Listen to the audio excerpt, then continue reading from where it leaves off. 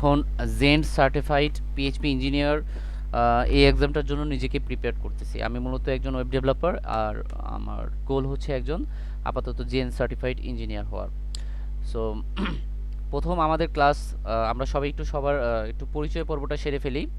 So আমাদের সাথে প্রথমে কথা বলবে হচ্ছে মাহমুদুল ইসলাম আফ্রিদি। ভাইয়া, আপনি আপনার পরিচয় দিন এবং আপনার নাম, কোত্থেকে আসছেন, ঠিক আছে, কেন এই কোর্সে অ্যাডমিট হইলেন সেটা একটু বললেন প্লিজ। আমি মাহমুদুল ইসলাম। ওকে। আমি মিরপুর থাকি এবং আমার এই কোর্সে ভর্তি হওয়ার মূল রিজন আমার ইচ্ছা ছিল যে ওয়েব ডেভেলপমেন্ট আর এই ব্যাপারে শেখার একটা আগ্রহ ছিল আগে থেকেই। এবং আমার যে আপনাদের এই ইয়ার কি বলে এই অর্গানাইজেশনের যে ফাউন্ডার তিনি আমার একজন পরিচিত, সে আমাকে বলছিল যে এরকম একটা হবে, তো আমিও ভাবলাম যে এটা একটা অপরচুনিটি আমার শেখার। তো আমি আমার নাম দিছি এন্ড এভাবেই আর কি। আচ্ছা, ভেরি গুড। আপনি কি করতেছেন? আমি বর্তমানে স্টুডেন্ট, আমি এসএসসি এক্সামিনেশন দিছি। আচ্ছা, আপনার এজ তো খুবই কম। জি জি। আপনার ইংলিশের নলেজ কেমন? এখন নলেজ বলতে গেলে কিভাবে স্পোকেন, বুঝাবো মানে কোর্স করছি একটা, রাইটিং, মোটামুটি বলা যায়। মানে মোটামুটি বলতে হুম কনভারসেশনাল। হুম, কনভারসেশন ওকে। থাকে আর যারা কি। আমরা এই কোর্সটাতে এনরোল হয়েছি তাদের জন্য আমি বলে রাখতেছি, আমাদের কিন্তু ইংলিশটা মোটামুটিভাবে একটু এক্সপার্ট লেভেলের বা প্রফেশনাল লেভেলের থাকতে হবে। কেন থাকতে হবে? কারণ আমরা যখন ফ্রিল্যান্সিং করব তখন আমাদের বাহিরের ক্লায়েন্টগুলো কিন্তু বিভিন্ন দেশের বিভিন্ন ল্যাঙ্গুয়েজের হয়ে থাকবে। যেহেতু আমাদের জি ক্লায়েন্ট ম্যাক্সিমামই ইউএসএ কেন্দ্রিক, এই কারণে আমাদেরকে অবশ্যই ইংরেজির উপর একটা ভালো মানের দক্ষতা রাখতে হবে। কারণ আমি যদি ক্লায়েন্টের রিকোয়ারমেন্ট ঠিকমতো না বুঝি, তাহলে ক্লায়েন্টের সাথে আপনার সম্পর্কটা নষ্ট হয়ে যাবে। মনে রাখবেন, পার্মানেন্ট বায়ার হচ্ছে আপনার ফিউচার। পার্মানেন্ট বায়ার হচ্ছে আপনার ফিউচার, পার্মানেন্ট বায়ার হচ্ছে আপনার ফিউচার। যেহেতু আমাদের মেন ফোকাস হচ্ছে ফ্রিল্যান্সিং, এ কারণে আমি আপনাদেরকে অবশ্যই সব কথা ফ্রিল্যান্সিং রিলেটেডই বলবো। পার্মানেন্ট বায়ার হচ্ছে আপনার ফিউচার, ঠিক আছে?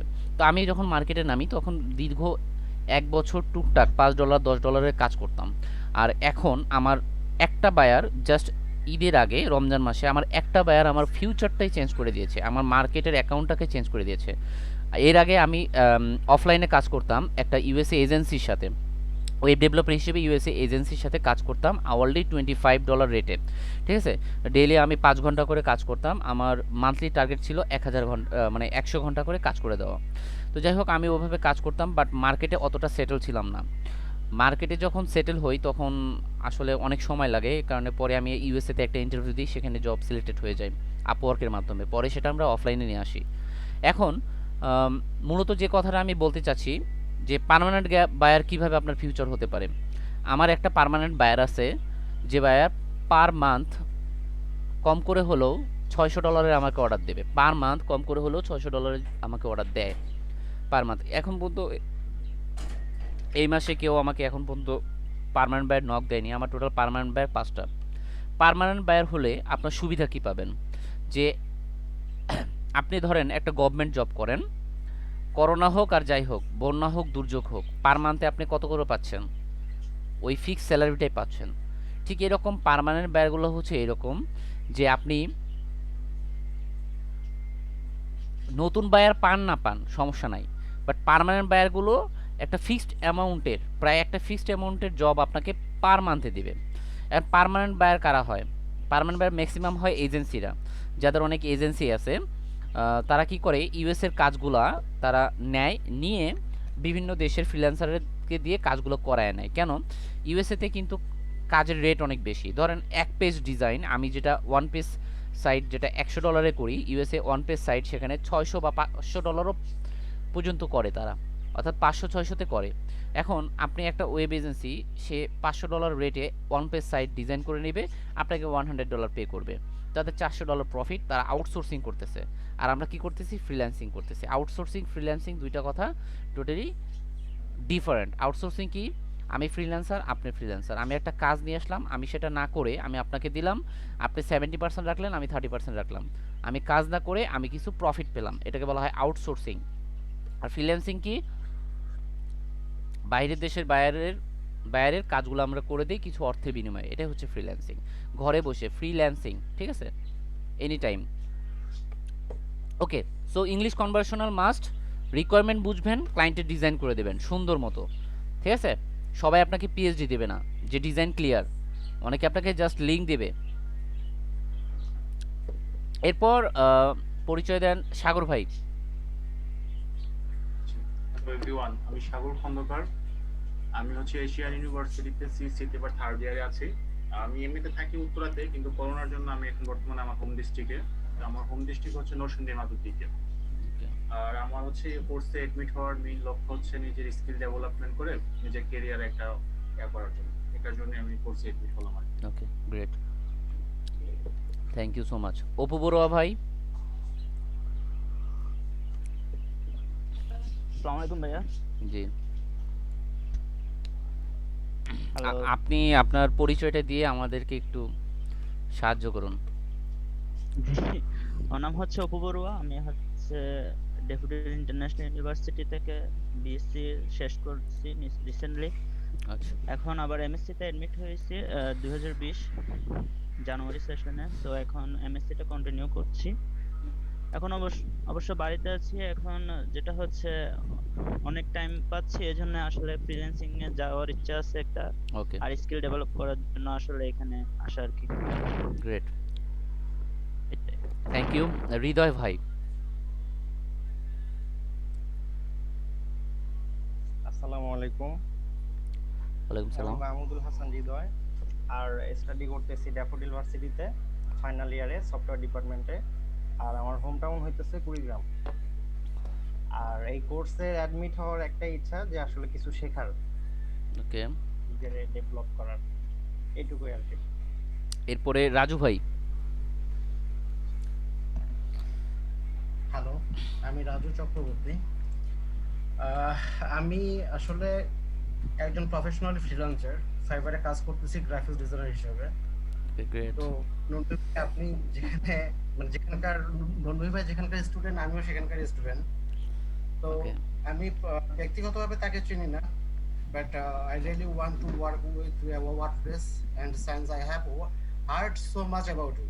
ওকে, আমি অনেক নাম শুনেছি ভাই আপনার, but I want to learn more about it.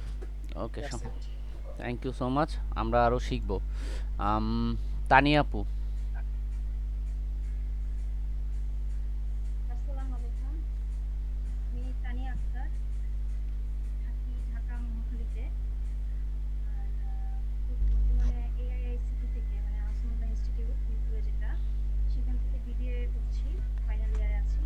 ওকে, আমি আসলে আপনাদের এই ওয়াইআইবিটা জানতে পারছি হচ্ছে গিয়ে আরাফাত কপুর কাছ থেকে। ও আমার ইউনিভার্সিটি সিএসসি ডিপার্টমেন্টের। ওকে, আমি অনেকদিন যাবতই দেখতেছিলাম যে এটা ফেসবুকে শেয়ার করতেছে ও, বা বিভিন্ন বিষয়ে ও লিখতেছে। তো ওর মাধ্যমে জানতে পারলাম যে এখানে আসলে ওয়েব ডিজাইনিং বা এরকম কোর্সগুলো খুব ভালোভাবে করানো হয়। আমার আসলে অনেকদিন যাবতই ইচ্ছে ছিল যে গ্রাফিক্স এই সেক্টরটাতে আমি একটু শিখি বা জানি এই বিষয়টা আসলে কি। অনেকেই এটা নিয়ে অনেক ভালো কিছু করছে, ভালো ক্যারিয়ার করছে। তো সেই ইচ্ছা থেকে আসলে আসা। আর এর আগে পরে বিগত 1 বছর যাবতই চেষ্টা করছিলাম কোনোভাবে এই সেক্টরটাতে ঢোকার, শেখার, ক্যারিয়ার গড়ার। বাট ওইভাবে নির্ভরযোগ্য কোনো প্রতিষ্ঠান বা এরকম হয়নি। এক জায়গায় কোর্স করার জন্য ভর্তিও হয়েছিলাম, বাট ওইখানে আর ফলপ্রসূভাবে আগানো হয়নি। আচ্ছা, তো সর্বশেষে আরাফাত কুকুর মাধ্যমে ডিটেলস জেনেই আমি আসলে এখানে অ্যাডমিশন নেওয়ার ওকে, ব্যাপারে বুঝতে পারছি। চিন্তা ভাবনা আপনি আমার সিনিয়র আমার ভার্সিটির। জি। হ্যাঁ, আমি আরাফাত তপুর সেম ব্যাচ, আমিও সিএসসিতেই আছি, ওর সাথেই আছি। আপনি আমাদের সিনিয়র, কথা হয়েছে ওর সাথে আপনার বিষয়ে। সোহেল ভাই। আসসালামু আলাইকুম। আমি ডক্টর ইন্টারন্যাশনাল ইউনিভার্সিটিতে কম্পিউটার সায়েন্স নিয়ে ফাইনাল ইয়ারে আছি। ওকে, আমি বেসিক্যালি এখানে ভর্তি হওয়ার মূল কারণ হচ্ছে ভাইয়ার শিল্পী সবার যে ফ্রিল্যান্সার কমিউনিটি আছে, ওই গ্রুপটার ভাইয়ের অ্যাক্টিভিটি দেখে ভাইয়াকে পার্সোনালি নক দিলাম। ভাইয়ের মাধ্যমে জানতে পারলাম ভাই গ্রুপটা দেখে, তারপর তাদের তার গ্রুপটা দেখলাম, গ্রুপ অ্যাক্টিভিটি দেখলাম, তারপর আমার কাছে মনে হচ্ছে যে এখানে আমি আমার স্কিলটা ডেভেলপ করতে পারবো। এটা আমার কাছে পার্সোনালি মনে হয়েছে যে আমি পারবো, তাদের তুলনায় দেখে মনে হয়েছে, বিশেষ করে ভাইয়ের সাথে কথা বললেই আমার এটা মনে হয়েছে। এই জন্য আমি আমার স্কিলটাকে আর একটা বড় কথা হচ্ছে যে আমি আমার একটা সঠিক গাইডলাইন দরকার, যেটার জন্য আমি অনেক বেশি পিছিয়ে আছি। ওকে, That's it, এটার জন্য। গ্রেট। আপনাদের সবার সাথে আমার পরিচয় হয়ে অনেক ভালো লাগলো। আশা করি আপনারা সবাই আম, যে স্বপ্ন নিয়ে এখানে এসেছেন, যে স্বপ্ন নিয়ে আমার এই কোর্সটাতে পারচেস করেছেন, সেই স্বপ্নটা অবশ্যই পূর্ণ হবে। তো আপনাদেরকে আমি একটা রিকোয়েস্ট করব, সেটা হচ্ছে আপনারা আমাদের এই যে পেজটা এখন যেটা আপনাদের দেখতে পারতেছেন, সবাই একটা করে স্ক্রিনশট রাখবেন। রাখার পর আপনারা সবাই আমাদের যে গ্রুপটা আছে সেই গ্রুপে একটা করে পোস্ট দেবেন। আমাদের প্রথম ক্লাসের অনুভূতি, প্রথম ক্লাসে যে জয়েন করেছেন সেটার অনুভূতি, এবং সে বিষয়ে বলতে গেলে আমাদের একটা টেস্টিমোনিয়াল হবে, আমাদের একটু প্রমোশন হয়ে যাবে। সো আসলে আমরা খুবই নতুন প্রতিষ্ঠান, এই নতুন প্রতিষ্ঠান হিসেবে একটু গ্রো করতে চাচ্ছি। আপনারাই হচ্ছে আমাদের সেকেন্ড ব্যাচ, এবং আশা করি আপনাদের মাধ্যমে আমরা আমাদের প্রতিষ্ঠানটাকে আরও দাঁড় করাতে পারবো। তো আমি আমার পরিচয় দিচ্ছি, আগেও দিয়েছি যে আমি মোহাম্মদ নূর নবী। মূলত আমি ওয়েব ডিজাইন যে ক্যারিয়ারটা আসে, আমি ইন্টারমিডিয়েট থেকে শুরু করি। ইন্টারমিডিয়েট ফার্স্ট ইয়ারে যখন আমি আইসিটি বইয়ে এইচটিএমএল চ্যাপ্টারটা দেখি, যেহেতু আমি তার মধ্যে আবার সায়েন্সের স্টুডেন্ট ছিলাম, তো আমার স্বপ্ন ছিল মেডিকেলে পড়ার, বাট সেটা পূরণ হয়নি। মেডিকেল অ্যাডমিশনে ওয়েটিং লিস্টে ছিলাম, তারপরে হতে পারিনি। দেন আমি ন্যাশনাল ইউনিভার্সিটি যে সিএসসি করতেছে আহসানুল্লাহ ইনস্টিটিউট থেকে, ইউনিভার্সিটি না ইনস্টিটিউট, সেটা হচ্ছে ন্যাশনালের আন্ডারে যে সিএসসি প্রফেশনাল কোর্সটা করা হয়, ওই যে তানিয়াপু যেটা বললো ওনার ইনস্টিটিউটে ওখানেই। তো আমি সিএসসি ডিপার্টমেন্টে এখন 5th সেমিস্টার মানে 3rd ইয়ার। আর আমি আমার কোর্সটা আমি আমার লাইফে মিনিমাম 6 থেকে 7টা কোর্স করেছি। তো আমি প্রথম যে ক্যারিয়ারটা শুরু করি বলতে গেলে 1000 টাকার কোর্স দিয়ে। 1000 টাকাতে তারা স্কলারশিপ দিচ্ছিল, কীরকম 10,000, মানে ফেসবুকে দেখেছিলাম 10,000 টাকা কোর্সে তারা স্কলারশিপ দিচ্ছে 100%। কী করতে হবে? একটা এক্সাম দিতে হবে। তো গেলাম, এক্সাম দিলাম, টিকে গেলাম, সব বেসিক কোশ্চেন ছিল। টিকে যাওয়ার পর তারা স্কলারশিপ বললো রেজিস্ট্রেশন ফি লাগবে 1000 টাকা। বললাম ওকে, টাকা তো খুবই কম, ভালোই শিখতে পারবো, আর্নিংও করতে পারবো মান্থলি। হয়ে গেলাম তাদের কোর্সে অ্যাডমিট ইন্টার ফার্স্ট ইয়ারে। হয়ে যাওয়ার পর যেটা দেখলাম, একটা ফ্রাইডেতে তারা আমাকে কল দিয়ে ডাকলো, গেলাম, ক্লাস করলাম। পরে আর কোনো কলও আসতেছে না, নেক্সটে ক্লাস কবে সেটাও জানতেছে না। অনেক স্টুডেন্ট তো। পরে ওখান থেকে ড্রপ আউট হওয়ার পর ভাবলাম যে না, আসলে ইনকাম করা পসিবল না, এটা সব ভুয়া ভংচং। তো কী করা যায়, কোর্সটা বাদ দিয়ে দিই। বাদ দেওয়ার পর এখন তারপরে ঘুরতে eShikhon.com পেলাম। eShikhon.com এরকম লাইভ কোর্স করানো হয়, সেটাও অনেক কম দামে। তো চিন্তা করলাম সেখানেও অ্যাডমিট হয়ে যায়। আমার ফাইন্যান্সিয়াল অবস্থা তখনও অনেক খারাপ, অনেক পোর। ওকে, গেলাম ইশিখন থেকে ওয়েব ডিজাইন অ্যান্ড ডেভেলপমেন্টের কোর্স করলাম। বাট কোর্সটা করার পর আমার আসলে মনটা খারাপ হয়ে গেল, কারণ সেখান থেকে আমি কিচ্ছুই শিখতে পারিনি। কারণ তারা প্রজেক্ট বেস শেখাচ্ছিল না। যেমন আপনি একটা কাজ করেন, সেটা যদি প্রজেক্ট বেস না হয়, ইশিখনের মেন প্রবলেম কি, তারা কিন্তু অনেক শেখানোর চেষ্টা করে, বাট তাদের যে লার্নিং প্রসেসটা সেটা প্রজেক্ট বেস না। দ্যাটস ওয়াই তাদের স্টুডেন্টরা সাকসেসফুল হতে পারে না। হতে পারে না এমনটা না, 2-1 জন হয়তো বা সাকসেসফুল হয় তাদের নিজের প্রচেষ্টায়, বাট ইনস্টিটিউটের প্রচেষ্টায় এখন পর্যন্ত কেউ সাকসেস হয়েছে কি না আমার জানা নাই। আমি এই শিক্ষণের 2টা ব্যাচের স্টুডেন্ট, একটা হচ্ছে আপনার ওয়েব ডিজাইন অ্যান্ড ডেভেলপমেন্ট, আর একটা হচ্ছে লারাভেল। বাট 2টাতেই আমি যেটা লক্ষ্য করেছি, তারা কি করে, তারা প্রজেক্ট বেস শেখায় না। ওকে, সো টোটালি বিজনেস পারপোজ। যাই হোক, সেখানেও লস করে তারপর চিন্তা করলাম না, এভাবে হবে না। দেন আমি চেষ্টা করলাম, তখন শিখবে সবাই কোর্স করাচ্ছে 20,000 করে। এখন যে এত ডিসকাউন্ট দেয় শিখবে সবাই, তখন কিন্তু এতটা ডিসকাউন্ট দিত না। 20,000-এর 1 টাকা কমাবে না। তা আমি গেলাম অফিসে যোগাযোগ করার পর সাকিব আদনান ভাই ছিল।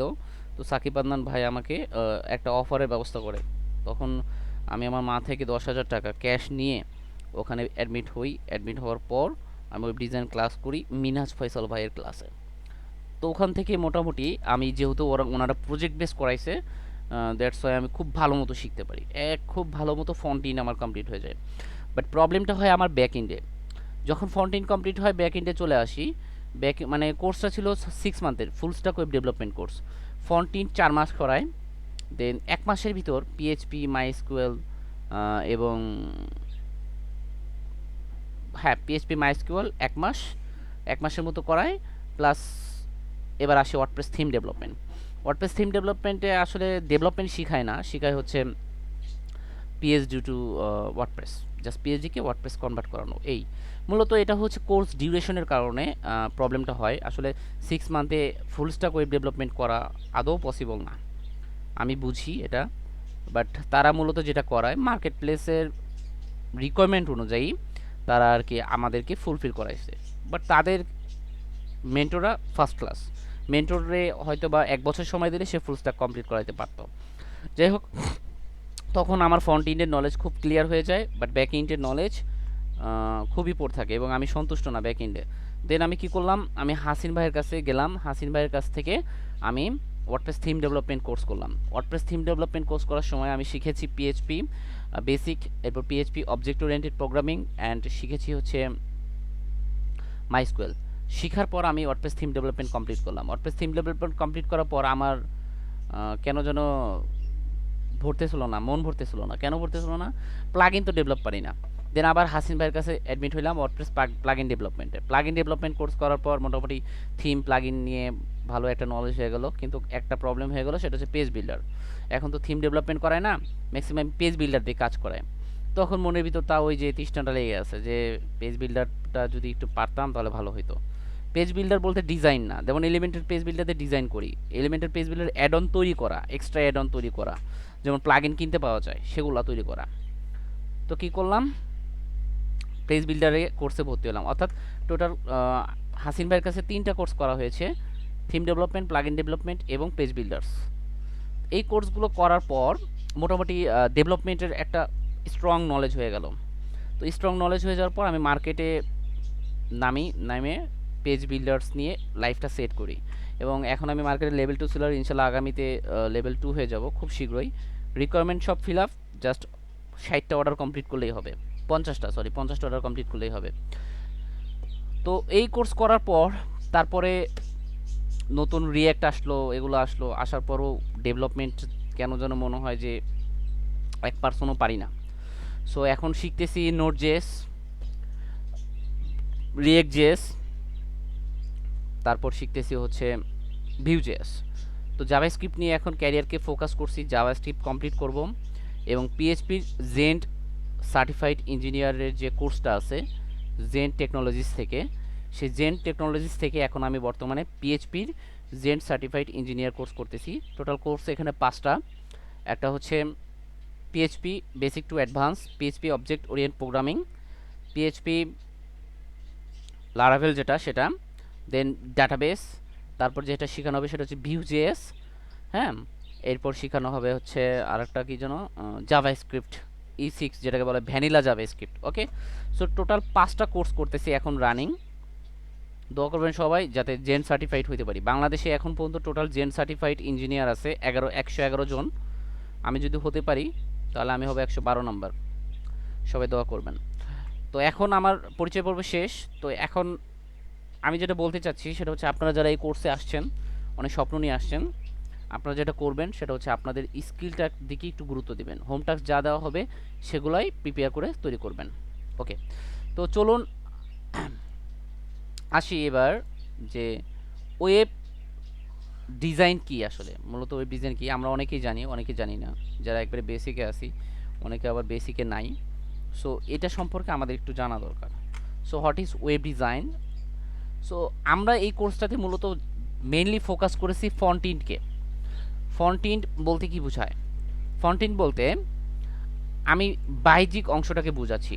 ধরেন আমার এই ব্রাউজারে ফেসবুক ওপেন করা আছে, এখন এই ফেসবুকের কিছু কোড দেওয়া আছে, রাইট?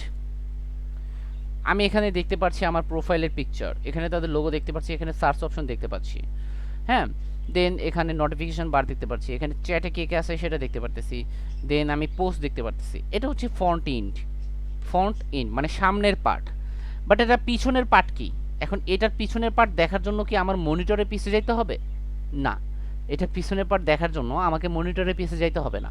এটার পিছনের পার্ট দেখা যায় না, এটা শুধুমাত্র যে ডেভেলপার সে দেখতে পারে। কিভাবে? এটার পিছনের পার্ট কিন্তু এতটা সুন্দর না, রাইট? এটার পিছনের পার্টটা কিন্তু হিজিবিজি অনেক কিছুতে ভরা। যেমন ধরেন এটা হচ্ছে পিছনের পার্ট, দেখতে পারতেছি এটা হচ্ছে একটা ওয়েবসাইটের পিছনের পার্ট, আর এটাকে যখন আমি ব্রাউজারে ওপেন করি এটা হচ্ছে সামনের পার্ট, এটা হচ্ছে ফ্রন্ট এন্ড। এখন ব্যাক এন্ড বলতে মূলত কি বোঝায়? ব্যাক এন্ড বলতে বোঝায় হচ্ছে ডাইনামিক সাইটগুলো। ধরেন আমি এখানে এসে একটা পোস্ট দিব, ঠিক আছে? তো আমি এই যে এখানে যখন ফটোতে ক্লিক করব তখন সে আমাকে একটা ফটো আপলোড করতে বলবে, রাইট? সো আমি ধরেন একটা ফটো আপলোড করলাম, আপলোড করার পর আমি যখনই এখানে দিব তখন সেটা আপ হয়ে যাবে, বা পোস্ট দিব আপ হয়ে যাবে। এই টোটাল কাজটা কিভাবে হচ্ছে? পিছনের একটা কিছু কোডিং বা ইনস্ট্রাকশন সে অনুযায়ী হচ্ছে, তাই না? তো এটাকে বলা হয় হচ্ছে ব্যাক এন্ড, অর্থাৎ এই ফাংশনটি করার জন্য পিছনের যে ইনস্ট্রাকশনগুলো সেই ইনস্ট্রাকশনগুলো ফলো করা লাগতেছে। এটা হচ্ছে ফ্রন্ট এন্ড আর ব্যাক এন্ডের পার্থক্য। ওকে, সো ফ্রন্ট এন্ডে অনেক ল্যাঙ্গুয়েজ শেখা হয়। 5 মিনিট, আমি একটু সবার কাছে 2 মিনিটের ব্রেক নিব।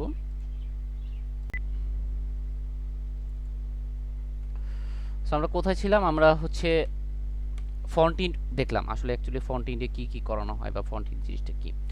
তো এই যে ফ্রন্ট এন্ড, কলটা মেবি কেটে যাবে।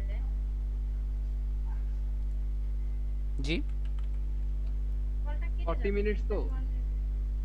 ও হ্যাঁ, 1 মিনিট আছে, কেটে যাবে। আপনারা সবাই সেম লিংকে আবার জয়েন করেন, ঠিক আছে? ওকে। ওকে, সো এই ফ্রন্ট এন্ড করার জন্য আমাদেরকে অনেক কয়টি ল্যাঙ্গুয়েজ শিখতে হবে। ফ্রন্ট এন্ডের ল্যাঙ্গুয়েজ বলতে যেমন HTML শিখতে হবে, দেন আমাদের শিখতে হবে হচ্ছে CSS। HTML কি, CSS কি, সেটা নিয়ে আমরা আলোচনা করব। দেন আমাদের শিখতে হবে হচ্ছে জাভাস্ক্রিপ্ট, বুটস, HTML এবং CSS যে ফ্রেমওয়ার্ক আছে, CSS ফ্রেমওয়ার্ক, সেটা হচ্ছে বুটস্ট্র্যাপ শিখতে হবে। দেন আমরা আমাদের jQuery শিখতে হবে। এরপর মোটামুটি আপনি ফ্রন্ট এন্ড ক্লিয়ার হয়ে যাবে। আপনি যদি অ্যাডভান্স লেভেলের ফ্রন্ট এন্ড শিখতে চান তাহলে আপনাকে অ্যাঙ্গুলার JS অথবা রিঅ্যাক্ট JS শিখতে হবে, অথবা ভ্যানিলা JS শিখতে হবে। দেন আপনাকে মিনিমাম 10 থেকে 15টা প্রজেক্ট করতে হবে ফ্রন্ট এন্ডে, দেন আপনি নিজেকে ফ্রন্ট এন্ড এক্সপার্ট হিসেবে দাবি করতে পারবেন। তো আজকের যে আমাদের ক্লাসটি, সেই ক্লাসটি হচ্ছে আমরা বেসিক HTML এর উপর নিব।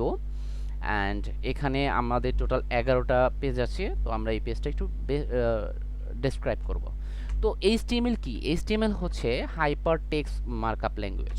মনে রাখবেন এগুলো কিন্তু MCQ হবে, আপনাদের এক্সাম হবে কালকে বা নেক্সট ক্লাসে, সেই MCQ আপনাদের ধরা হবে। আমরা আমাদের যে ক্যান্ডিডেটগুলো আছে সেই ক্যান্ডিডেটগুলোকে শুধুমাত্র যে ফ্রিল্যান্সিংয়ের জন্য প্রস্তুত করবে এমনটা না। ফ্রিল্যান্সিং যখন করতে যাবেন তখন কিন্তু কেউ আপনাকে জিজ্ঞেস করবে না যে HTML এর ইয়াকে তৈরি করছে কে, HTML এর ফুল মিনিং কি। বাট আপনি যখন লোকাল জবে যাবেন তখন হয়তো আপনাকে জিজ্ঞেস করবে। দ্যাটস ওয়াই আমরা পুরোটা প্রিপেয়ার করে নেব। সো HTML ফুল মিনিং হচ্ছে হাইপার টেক্সট মার্কআপ ল্যাঙ্গুয়েজ, এবং এই HTML দিয়ে আমরা যে কোনো ছবি, যে কোনো টেক্সট, যে কোনো ভিডিওকে ইন্টারনেটের মাধ্যমে প্রদর্শন করি। তো কিভাবে প্রদর্শন করা হয়? ইন্টারনেটের মাধ্যমে। ইন্টারনেটের ভিতরে একটা ব্রাউজার থাকবে, সেই ব্রাউজার দিয়ে আমরা আমাদের কাজগুলো করি, অর্থাৎ ব্রাউজার আপনার কোডগুলোকে ভিউ করাবে, ঠিক আছে? তো মূলত এই HTML এর যে মার্কআপ ল্যাঙ্গুয়েজ সেটা কি? অনেকগুলো set, মার্কআপের set, mark up.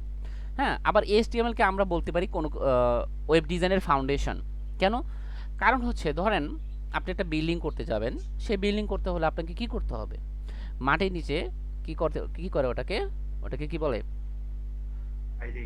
Piling করতে হয়, রাইট? সো পাইলিং করে একটা ভিত্তি করতে হয়, সেই ভিত্তি দিয়ে তারপর পাঁচতলা করতে হয়, রাইট? পাঁচতলা করার জন্য একটা শক্তি পাই সে। দেন আমরা কি করি? আমরা ইট আনি, সিমেন্ট আনি, অনেক কিছু আইনে কি করি? আমরা রুম তৈরি করি, তাই না? রুম তৈরি করে সবার আগে কি করে যারা কাজ করে, ইঞ্জিনিয়াররা সবার আগে একটা মার্কআপ তৈরি করে নেয়, রাইট? মার্কআপ বলতে একটা ফ্লোর তৈরি, দেন ছাদ ঢালাই, দেন সেকেন্ড ফ্লোর তৈরি, ছাদ ঢালাই, থার্ড ফ্লোর তৈরি, ছাদ ঢালাই। সবগুলোর ছাদ ঢালাই যখন কমপ্লিট হয়ে যায় দেন তারা শুরু করে কি? রঙের কাজ, তারা দেয়ালের কাজ শুরু করে, তারা রং করে, ডেকোরেশন করে, ইলেকট্রিসিটি নিয়ে আসে। তো এই যে রং করে, তারা প্লাস্টার করে, রং করে, এটা হচ্ছে কি জানেন? এটা হচ্ছে CSS। CSS এর ফুল মিনিং কি? Cascading style sheet. Cascading style sheet. আর HTML এর ফুল মিনিং কি? Hyper text markup language. এই যে তারা রং করলো, তাই না? তো দিনের বেলায় আপনি সূর্যের আলো পাবেন, রাতের বেলায় কিন্তু অন্ধকার পাবেন। তখন আপনাকে কি করতে হবে? ইলেকট্রিসিটি আনতে হবে। আপনাকে এটা সুবিধার জন্য গ্যাস আনতে হবে, পানি আনতে হবে, রাইট? এইগুলো আনার পর তারপর লিফট দিতে হবে, তারপর আপনাকে সিঁড়ি দিতে হবে সুন্দর করে, তারপর ছাদের উপরে গার্ডেন ক্রিয়েট করতে হবে পাবলিকের বসার জন্য, একটা অডিটোরিয়াম থাকবে বা একটা হল থাকবে। দেন আপনার ওই যে পুরা ফ্লোর বা পুরো বিল্ডিংয়ের মানুষগুলো সে একটা ফুল ফ্যাসিলিটিস সহ একটা কি পাবে? বাড়ি পাবে, রাইট? থাকার জন্য একটা জায়গা পাবে। তখনই যখন হয়তো বা আপনি একটা সুইমিং পুল দিলেন, বাচ্চাদের খেলার মাঠ দিলেন, পাশে একটা স্কুল থাকবে, ইউনিভার্সিটি থাকবে, হসপিটাল থাকবে, তখন সে কি পাবে? ফুল অফ ফ্যাসিলিটিস পাবে। এই যে এত কিছু করলাম আমরা, এই এত কিছু করার যে মূল জিনিসটা বা এই যে এত ফ্যাসিলিটিস, সেটা আমাদের দিবে jQuery। একটা আপনি বাড়ি করলেন কি দিয়া? ইট, বালু, রড, সিমেন্ট দিয়া মার্কআপ তৈরি করে নিলেন, যেটা হচ্ছে HTML। দেন সেটাকে রং করে সুন্দর করে ডেকোরেশন করলেন, সেটা হচ্ছে কি? CSS। দেন জাভাস্ক্রিপ্ট বা JS কি? সেটার ভিতরে ইলেকট্রিসিটি ঢুকাইলেন, সেটার ভিতরে লিফট দিলেন, সেটার ভিতরে পানি সাপ্লাই করলেন, সেটার ভিতরে গ্যাস সাপ্লাই করলেন। এতে কি হলো? আপনি যদি শুধুমাত্র কি করেন? বিল্ডিং তৈরি করেন, কারেন্ট নাই, গ্যাস নাই, পানি নাই, তাহলে ওখানে লোক থাকবে? থাকবে না। কেন থাকবে না? কারণ এখানে ফ্যাসিলিটিস নাই। তাহলে তো আপনি ওই রাস্তায় থাকা ওখানে থাকা একই কথা হইলো। বাট যখন ফুল অফ ফ্যাসিলিটিস থাকবে ওর ভিতরে, তখন কি হয়ে যাবে? তখন আপনি সেখানে ফ্যাসিলিটিস পাবেন খুব ভালো মানের। যেহেতু থাকার সুযোগ সুবিধা পাচ্ছেন, সেহেতু আপনি কি করবেন? সেখানে চলে যাবেন, যে সেখানে ভাড়া থাকবেন বা কিনে নেবেন, এরকম কিছু। অ্যান্ড ওই বাড়িটা যে তৈরি করলো সেও কি প্রফিট পাবে? HTML CSS দিয়ে তৈরি করা যে বাড়িটা, তার মানে ইট বালুর সিমেন্ট দিয়ে তৈরি করা যে বাড়ির ভাড়া মনে করেন 5,000 টাকা হইলো, ঠিক সে বাড়িতে যখন গ্যাস ট্যাস নিয়ে আসবেন, তখন সে লিফট টিপ নিয়ে আসবেন, তখন লিফটের সার্ভিস চার্জ 3,000 টাকা ধরবেন, গ্যাসের বিল ধরবেন, ইলেকট্রিসিটি বিল ধরবেন, পানি ধরবেন, এবং বাড়িটার প্রাইস ভাড়া তখন বাড়ায় 20,000 করে দেবেন, রাইট? ঠিক তেমনই আপনি যদি HTML CSS দিয়ে শুধুমাত্র কাজ করেন, মার্কেটে $5 $10 পার পেজে আপনি পাবেন। বাট যদি এর ভিতরে JS অ্যাড করান, তাহলে সেখানে পাবেন কি? Minimum $50 per page. Okay, so এটাই বলতে চাচ্ছিলাম HTML CSS বা সব কিছুর ডিফারেন্টগুলা। ওকে, দেন আমরা যাই ব্যাকএন্ডে। তো ব্যাকএন্ড কি? ব্যাকএন্ড মানে হচ্ছে এই যে বাড়িটা করলাম, এই সব কিছু করলাম, পিছন থেকে একটা সাপোর্ট দিলাম, বা সব কিছু আপনি মনে করেন ডাইনামিক্যালি হয়ে যাচ্ছে। যেমন লিফট, আপনি লিফটে একতলায় উঠে বাটন টাটন প্রেস করে একতলায় উঠলেন, চোখ বন্ধ করলেন, চোখ খুলে দেখলেন যে আপনি 5তলায় আছেন, ঠিক আছে? এটা হচ্ছে ডাইনামিক, অর্থাৎ আপনাকে কিচ্ছু করতে হচ্ছে না, আপনি বাড়িটা তৈরি করে রাখলেন, এরপর আপনার ইউজাররা এখানে জাস্ট পোস্ট করলো, কোনো কিছু চেঞ্জ করা লাগলো না। ধরেন আপনি এখানে কি করবেন? আপনি বাড়ির ফাউন্ডেশন তৈরি করলেন, ফাউন্ডেশন তৈরি করার পর সেই বাড়িতে আপনি মনে করেন লাইট আছে একটা নীল, ঠিক আছে? সেই নীল লাইটটা চেঞ্জ করে লাল লাগাবেন, তো একটা লাল লাইট কিনে এনে লাগাইলেই হয়ে গেল, তাই না? তো আপনাকে তো আবার নতুন করে বাড়িটা তৈরি করা লাগতেছে না, তৈরি করা লাগতেছে না, খালি লাইট চেঞ্জ করতেছেন। ধরেন আপনি ফ্যান চেঞ্জ করবেন, খালি ফ্যান চেঞ্জ করতেছেন। ঠিক এরকমই আমরা যে কোডিং করি, ধরেন এই যে এই সাইটটা হচ্ছে এই সাইটটা হচ্ছে স্ট্যাটিক সাইট। তো ডাইনামিক আর স্ট্যাটিক সাইটের ভিতরে পার্থক্য কোথায়?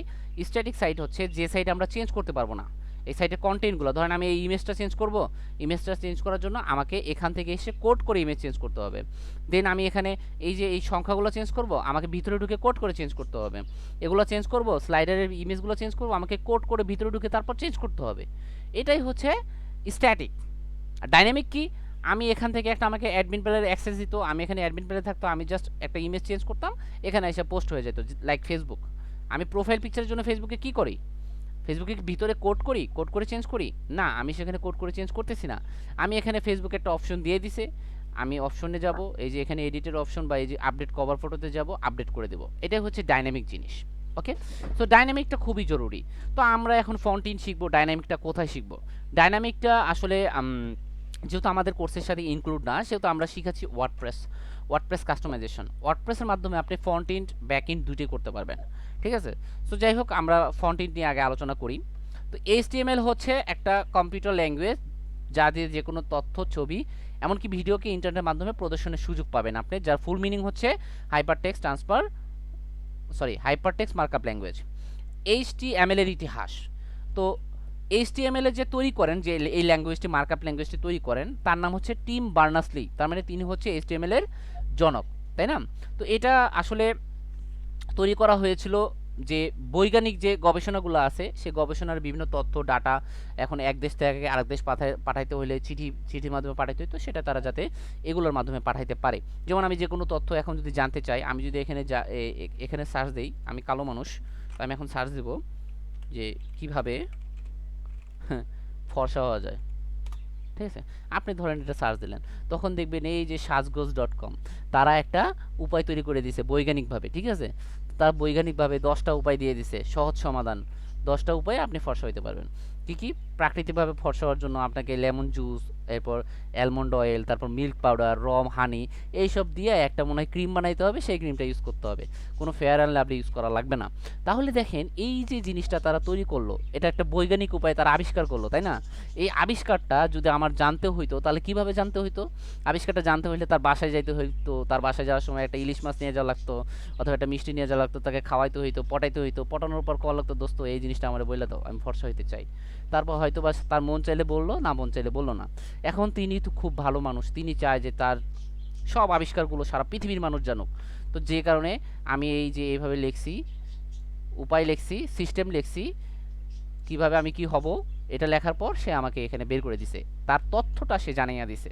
এই তথ্যটা জানার জন্যই এইচটিএমএল তৈরি করা হয়েছিল। ওকে, তারপর 1990 সাল যখন আসে, এনসিএসএ কর্তৃক ডেভেলপকৃত মোজাইক ব্রাউজারের মাধ্যমে এইচটিএমএল পরিচিতি লাভ করে। বর্তমানে এইচটিএমএল 5 ভার্সন আছে। হ্যাঁ, কিছুদিন আগে এইচটিএমএল 4.2 ছিল। 2010 সাল থেকে এইচটিএমএল সর্বশেষ ভার্সন এইচটিএমএল 5 চলে আসে। আর সবচেয়ে বড় কথা, এইচটিএমএল এর এবং সিএসএস এর যারা কন্ট্রোল করে, এইচটিএমএল এবং সিএসএসকে যারা কন্ট্রোল করে, তারা হচ্ছে W3C স্কুল। W3C স্কুল, ওকে।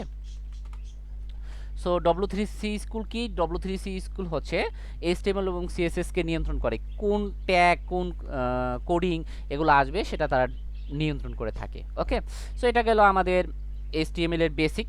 এখন বা ইতিহাসে চলে গেল। তো W3 স্কুলের কথায় আসাতে আমাদের আর একটা কথা মনে পড়ে গেল, সেটা হচ্ছে W3C ভ্যালিডেটর। W3C ভ্যালিডেটর, আপনার কি বিরক্ত হচ্ছেন? না ভাই, না না কেন বলবেন? ওকে, বিরক্ত হলে আমাকে বললেন, তাহলে আপনাদের ভিতরে যে কেউ একজন গান গায়ে আমাদের সবাইকে শোনায় দিবে। তো W3C ভ্যালিডেটর হলো হচ্ছে মার্কআপ ভ্যালিডেশন সার্ভিস। অর্থাৎ আপনি একটা সাইট তৈরি করলেন, সেই সাইটের ভিতর কি কি এরর আছে সেটা W3C ভ্যালিডেটর বলে দেবে। লাইক আমি এখন এই যে এই সাইটটা ডিজাইন করছি, এই সাইটের কোডগুলো এখানে আইসা, সরি, ডিরেক্ট ইনপুট, এখানে ক্লিক করি। এখানে ক্লিক করে যখন আমি মার্কআপটা দিব, চেক করতে বলবো, তখন সে চেক করবে এবং আমার এই কোডে যতগুলো ভুল আছে সবগুলো ভুল দেখা দেবে। আলহামদুলিল্লাহ আমার এই কোডে প্রায় অনেকগুলো ভুল আসছে। যেমন দেখেন, ডুপ্লিকেট আইডি, একাধিক আইডি ব্যবহার করছি, তারপর ফার্স্ট অকারেন্স অফ আইডি, তারপর duplicate ID, first occurrence of ID, stray in tag, এই যে ইনট্যাগ দেই নাই, এখানে ইনট্যাগ দেই নাই, এবং কোথায় কোথায় ভুল করছি সে মাশাল্লাহ আমাকে ধরাই দিতেছে। এই যে এখানে ডুপ্লিকেট আইডি দিছি, এখানেও টিম দিছি, সামনেও একটা জায়গায় টিম ইউজ করছি, কোথায় কোথায় ভুল করছি সে আমাকে ধরাই দিতেছে। এই যে দেখেন, ধরাই দিতেছে, বুঝতে পারছেন? এটা হচ্ছে মার্কআপ ভ্যালিডেটর। এ আমাকে কি করতেছে, মার্কআপ, আমি কি কি ভুল করছি সেই ভুলগুলো সে আমাকে দেখাই দিতেছে। মাশাল্লাহ, যাই হোক আমরা এই সুবিধাটা পাচ্ছি। এখন এই HTML এর যে তথ্যগুলো সে আপনি কোথায় পাবেন? W3 স্কুলে যাওয়া, সি স্কুলে যাওয়ার পর, লার্ন HTML এ যাওয়ার পর দেখবেন হিউজ একটা রিসোর্স দেওয়া আছে। এই রিসোর্স থেকে আমরা ইচ অ্যান্ড এভরিথিং যেগুলো আমাদের প্রয়োজন আমরা সেগুলো শিখব ইনশাআল্লাহ। দেন এখানে আপনি HTML, এখানে আপনি কোড করে প্র্যাকটিসও করতে পারবেন। ধরেন ট্রাই ইট ইউরসেলফ লেখার পর এই যে দিস ইজ হেডিং, এখানে আমি লিখলাম দিস ইজ মাইন, লেখা এই যে এখানে রান করলাম, এখানে চেঞ্জ হয়ে গেল this is mine. Okay, so এখান থেকে আমরা কোডও করতে পারতেছি মাশাআল্লাহ। দেন আমরা এখন যেটা করব সেটা হচ্ছে, দেখেন আমরা HTML কোড কোথায় লিখতে হয়, কীভাবে লিখতে হয় এটা আমাদের জানার দরকার নেই, আমরা শিখব HTML শিখতে কি জানা দরকার। HTML শেখার জন্য আমাদের মূলত যে জিনিসগুলো জানা দরকার সেটা হচ্ছে HTML element, HTML tag, attribute, যেগুলো কিভাবে শিখবো আমরা সেগুলো আলোচনা করব। HTML এন্টিটিস আমরা আলোচনা করব, ডক টাইপ ট্যাগ কি, HTML এ কিভাবে কমেন্ট করা হয়, হ্যাঁ, এই সব কিছু আমরা এখনই জানবো।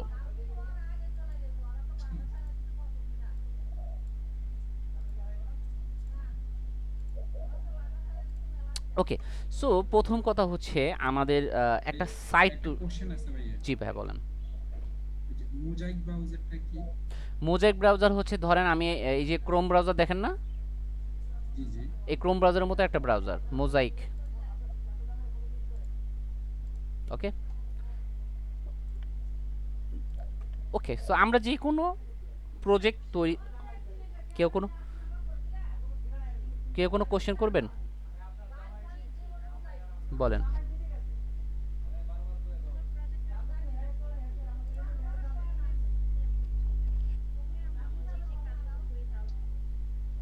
হ্যাঁ, কথাটা একটু জোরে বলেন। যেটাই বলতেছি যে মোজাক ব্রাউজারটা কি অ্যাজ ইউজুয়াল ক্রোমের মতোই ইয়া, কাজ করে?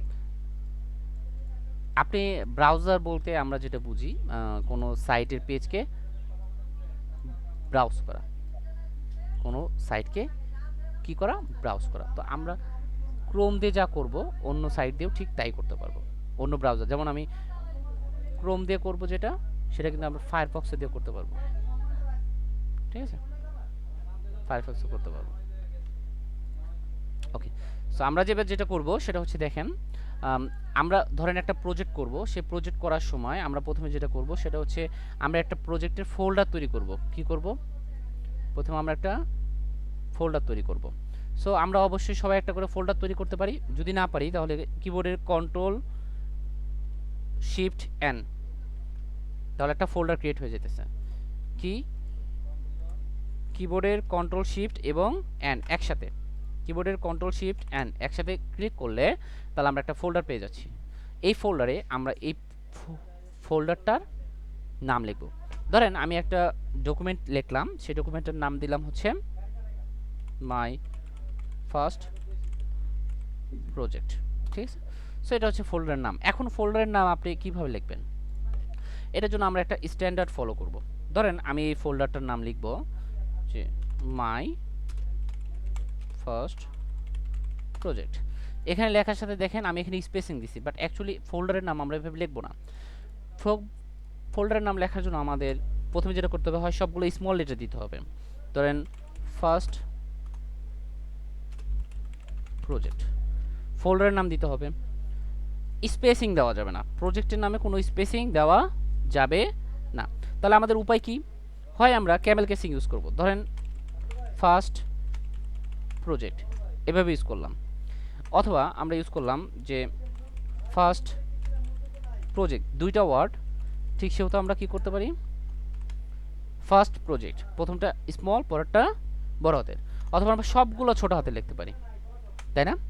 ফার্স্টটা ই কমার্স লিখলাম, আমি কিন্তু এখানে কি করতে পারি নাই, আমি এখানে ছোট হাতে বড় হাতে দিছি, বাট সবগুলো ছোট হাতে। আমরা এইভাবে করতে পারবো না, আমরা হয় সবগুলো ছোট হাতে লিখবো, বড় হাতে তো লেখাই যাবে না, সবগুলো ছোট হাতে। দেন আমরা এটা করতে পারি, সেটা হচ্ছে ই কমার্স সাইট, দুইটা নাম লিখলাম। দেন আমি মাঝখানে কি দিলাম, একটা আন্ডারস্কোর দিলাম, দেওয়ার পর সাইট, দুইটাকে যুক্ত করলাম। তো এইভাবে আমরা দিতে পারি। তো এখন আমাদের এর নাম হচ্ছে মাই ফার্স্ট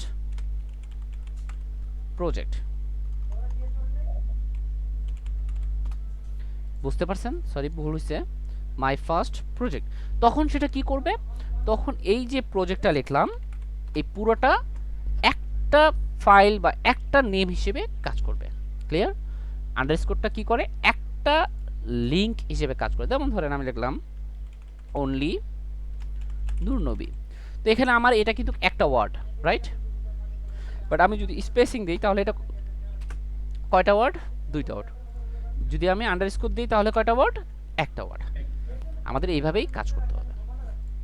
দেন এবার আমরা যেটা করব সেটা হচ্ছে এই ফোল্ডারের ভিতরে আমাদের প্রথমে যেটা করতে হবে একটা হচ্ছে ডকুমেন্ট ক্রিয়েট করতে হবে।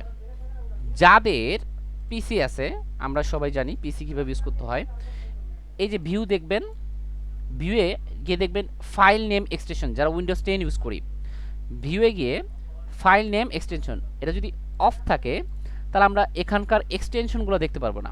এক্সটেনশন কি, ভিউয়ে গিয়ে ফাইল নেম এক্সটেনশন যদি ক্লিক করি, এখন আমি একটা ডকুমেন্ট ক্রিয়েট করব, দেখেন নিউ, দেন টেক্সট ডকুমেন্ট, এখানে গেলাম, যার পর আমি লিখলাম ইন্ডেক্স, তাহলে কি হলো ইন্ডেক্স ডট টিএক্সটি। এই যে ডটের পর যেটা আছে সেটা কি বলা হয়, এক্সটেনশন বলা হয়। তো এই যে ইন্ডেক্স ডট এইচটিএমএল, আমরা যেহেতু এখানে এইচটিএমএল এর কাজ করব, সেহেতু এই এক্সটেনশনটাকে কপি করে মানে বাদ দিয়ে আমরা এখানে লিখব এইচটিএমএল। তারপর এই দেখেন এখানে একটা সিগন্যাল দিবে যে তুমি এই নামটা চেঞ্জ করতে চাইতেছো, এটা কিন্তু তোমার এক্সটেনশনটা চেঞ্জ করে দিবে, যেটা তোমার জন্য ক্ষতিকর। বাট আমি তো জানি আমি কি এক্সটেনশন দিচ্ছি, রাইট? সো আমি কি করব, ইয়েস, তখন দেখবে এই যে ব্রাউজার, আমাদের ডিফল্ট ব্রাউজার যেটা, সেই ব্রাউজারে শো করছে। এখন আপনার ডিফল্ট ব্রাউজার যদি ফায়ারফক্স থাকে তাহলে ফায়ারফক্স হবে, আমাদের ডিফল্ট ব্রাউজার যদি ক্রোম থাকে তাহলে এখানে ক্রোমের লোগো দেখা যাবে। আমার কথা বোঝা গেছে? জি জি। এখন ডিফল্ট ব্রাউজার বিষয়টা কি, আমি যদি উইন্ডোজ 10 ইউজ করি, সবাই এই যে সার্চ করব ডিফল্ট অ্যাপ, এখানে যদি সার্চ করি তাহলে দেখেন এখানে আপনি অ্যাপগুলো দেখতে পাচ্ছেন। এই যে ওয়েব ব্রাউজার হিসেবে আমি ডিফল্ট অ্যাপকে ক্রোম হিসেবে সিলেক্ট করছি। এখন Firefox, Google Chrome, internet explorer, আমি যে কোনো ব্রাউজারকে ডিফল্টভাবে সেট করতে পারবো, রাইট? আচ্ছা, তো আমার index dot HTML file create হয়ে গেল।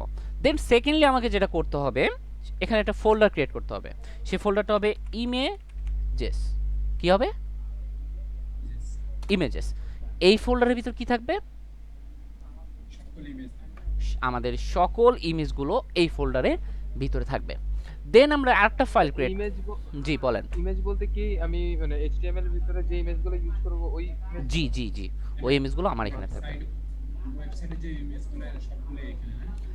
ওকে, সো এখন যেহেতু আমরা আমাদের যে ইয়েটা আছে ওটাকে বলে হয় সিএসএস করতেছি না, জেএস করতেছি না, সেহেতু আমাদের বাকি যে জিনিসগুলো সেগুলো দিচ্ছি না। ধরেন আমার এখানে জাভাস্ক্রিপ্ট লাগবে, তখন আমি জেএস দিলাম। এখানে আমার সিএসএস লাগবে, তখন আমি সিএসএস দিলাম। তখন আমার একটা পরিপূর্ণ ফোল্ডার হয়ে গেলো কি, CSS, images, JS, index dot HTML. Then আমার কাস্টম ফন্ট দরকার, ফন্টস, আইকন দরকার, আইকন, এরকম অনেক ধরনের কি থাকবে, ফোল্ডার থাকবে। তো আমাদের যেগুলো দরকার, যখন আমরা কোনো ফোল্ডার ব্ল্যাঙ্ক লাগবো না, সেহেতু আমরা এগুলো বাদ দিয়ে দিলাম, আমাদের জাস্ট ইমেজেস লাগবে। ক্লিয়ার? আচ্ছা, এরপর আমাদের একটা টেক্সট এডিটর আনতে হবে। কি? Text editor.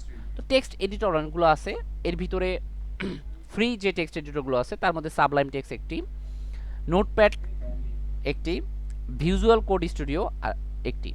তো আমরা টেক্সট এডিটর হিসেবে খুবই light weight Sublime text use করব। তো সাবলাইম টেক্সটের যে লিঙ্কগুলো আছে, আমরা সাবলাইম টেক্সট লিখে সার্চ করলে দেখব যে sublimetext.com এরকম একটা ওয়েবসাইট আসবে। ডাউনলোডে গিয়ে আমরা এই সাবলাইম টেক্সটটা বিট অনুযায়ী, ধরেন উইন্ডোজ 64 বিট, আমাদের যেহেতু আমাদের 64 বিট, সেখানে 64 বিট দেখাচ্ছে, আমার 64 বিট থেকে ক্লিক করে আমরা এই সাবলাইম টেক্সটটা ডাউনলোড করে নেব। ডাউনলোড করার পর আমরা ইনস্টল দিব। ইনস্টল দেওয়ার পর আমরা এখানে সাবলাইম টেক্সট পাবো। এই যে সাবলাইম টেক্সটের এটা হচ্ছে আপনার প্রিভিউ। ওকে, দেন সাবলাইম টেক্সট আনার পর আপনাকে কি করতে হবে, এখানে দেখবেন প্রিফারেন্সে যাবেন, প্যাকেজ কন্ট্রোলে যাবেন, যাওয়ার পর দেখবেন অনেকগুলো প্যাকেজ ইনস্টল করা যায়।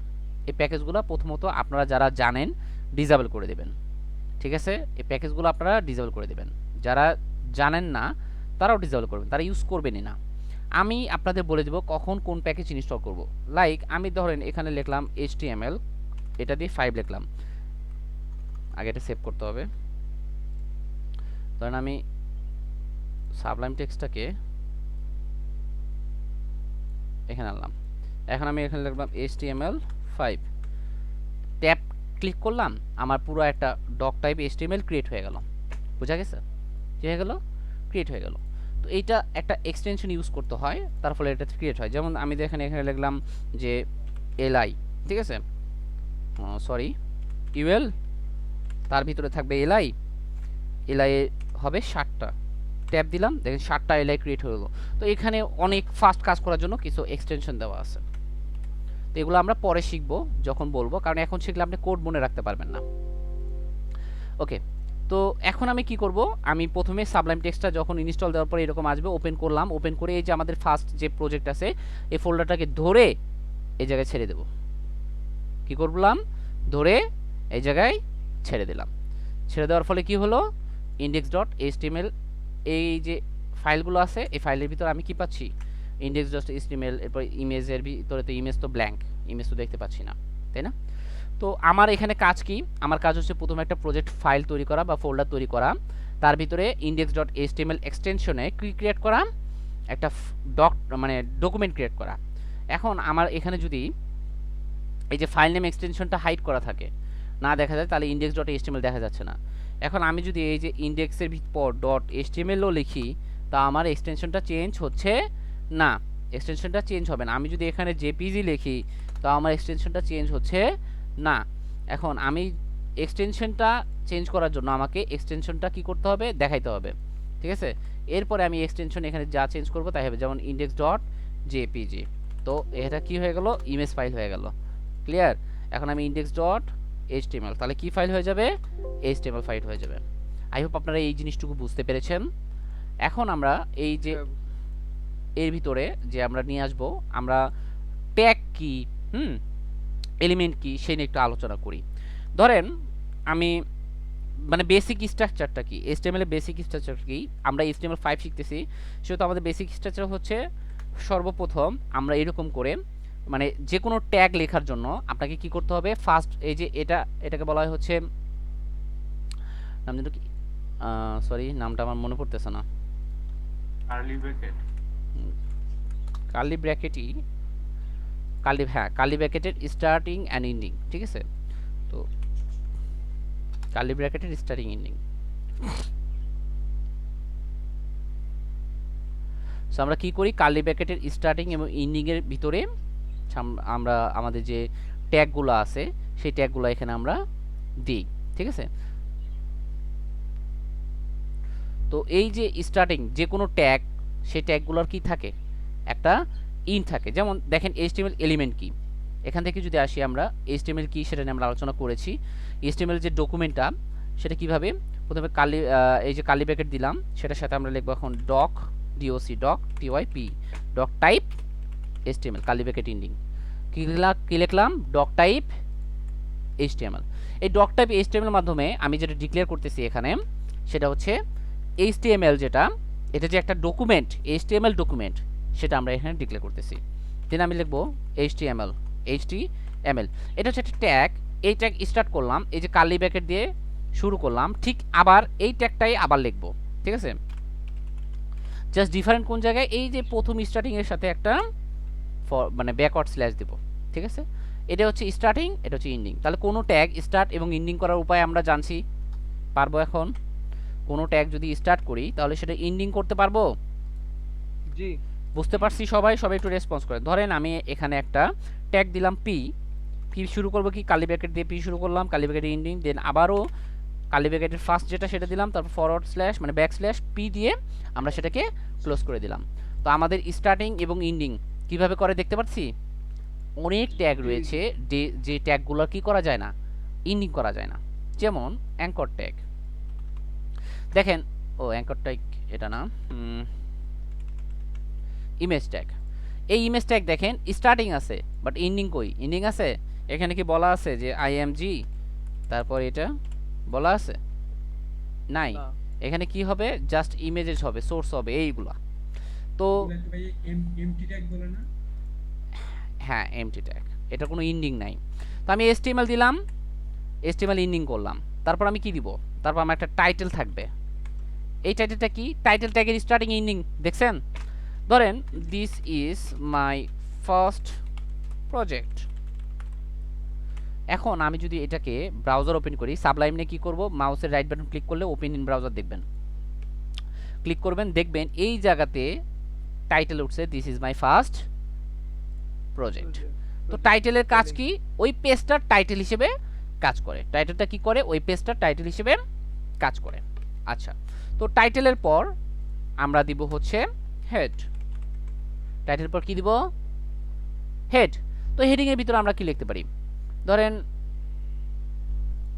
এই যে ডকুমেন্টটা, এই হেডের ভিতরেই আমরা টাইটেলটা লিখবো আর কি, সরি।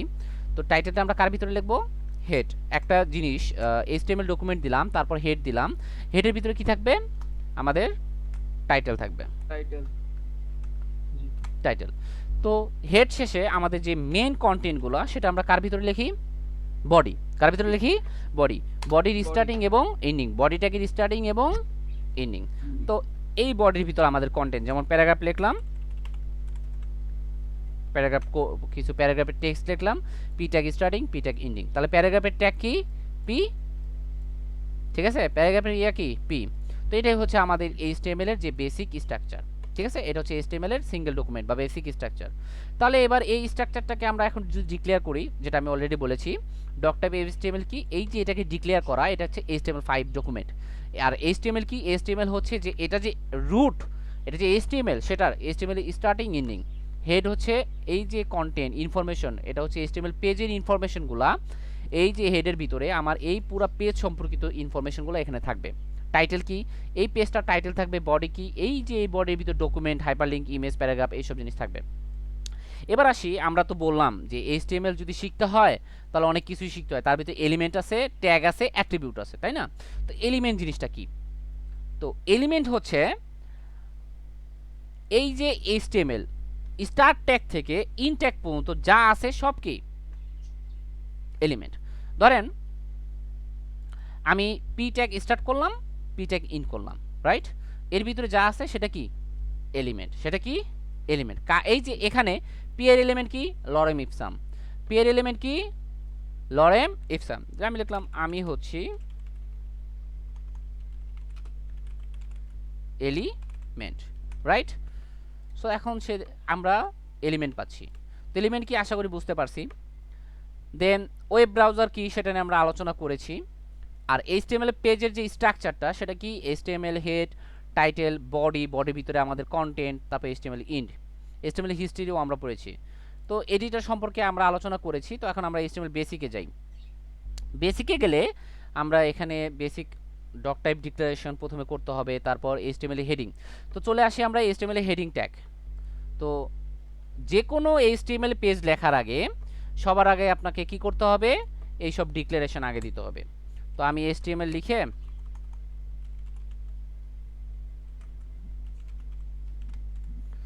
আপনাদেরকে কিছুটা দেখা দিচ্ছি। তো এটা হচ্ছে আপনার HTML5 এর স্ট্রাকচার। এটা কি HTML5 এর স্ট্রাকচার। তো এখানে কি কি বলা আছে দেখেন, ওটা হচ্ছে এটা ডিফারেন্ট, ডক টাইপটা বড় হাতের হয়েছে, আর ডক টাইপ HTML একটু কালার হয়েছে সুন্দর করে। এখানে এই যে ডক টাইপ HTML দ্বারা কি বোঝানো হয়েছে আমি অলরেডি বলে ফেলেছি। HTML এ একটা অ্যাট্রিবিউট ইউজ করা হয়েছে। অ্যাট্রিবিউট কি, অ্যাট্রিবিউট হচ্ছে কোনো ট্যাগের ভিতর কিছু লেখা, ট্যাগের ভিতর কোনো কিছু লেখা থাকলে সেটাকে অ্যাট্রিবিউট বলে, যার দ্বারা ফাংশনালিটি ডিক্লেয়ার করা হয়। এখানে ল্যাং অ্যাট্রিবিউট ইউজ করা হয়েছে, LANG। এই ল্যাং দ্বারা ল্যাঙ্গুয়েজ বোঝাচ্ছে, কি বোঝাচ্ছে, ল্যাঙ্গুয়েজ, ল্যাঙ্গুয়েজ EN মানে ইংলিশ। তারপর হেডের ভিতর পেজের ইনফরমেশন থাকে। এখানে একটা মেটা ট্যাগ দেওয়া আছে, যা লেখা আছে মেটা চার্টশেট UTF-8, মানে এই যে পেজটা আছে এই পেজের ভিতর যে কোনো ল্যাঙ্গুয়েজ সাপোর্ট করবে, বাংলা হোক, ইংরেজি হোক, হ্যাঁ, আরবি হোক, সব সাপোর্ট করবে। দেন টাইটেলে কি বলা আছে, ডকুমেন্ট। তো আমি এটা লিখলাম this is our first class. Okay, this is our first class. এর মাধ্যমে আমরা এই যে ফাইলটা, সেই ফাইলটার আমরা কি করলাম, টাইটেল দিলাম। আচ্ছা, দেন এই বডির ভিতরে আমরা কোড করব। তো প্রথমে আমরা শিখি হচ্ছে হেডিং ট্যাগ। কি ট্যাগ, হেডিং ট্যাগ। এখন হেডিং ট্যাগ কেমনে লেখে, HEADING, হেডিং এভাবে লেখে, হেডিং এর স্টার্টিং, হেডিং এর এন্ডিং, হ্যাঁ এভাবে লেখে নাকি? তো আমরা কি হেডিং ট্যাগ এভাবে লিখবো? ইয়াস, হেডিং ট্যাগ কি, H1 H2। তো হেডিং ট্যাগ মোট 6টা রয়েছে, H1 H2 H3 H4 H5, এরকম করে মোট কয়টা আছে, 6টা। তো আমি এখন 6টারই একটু দেখব।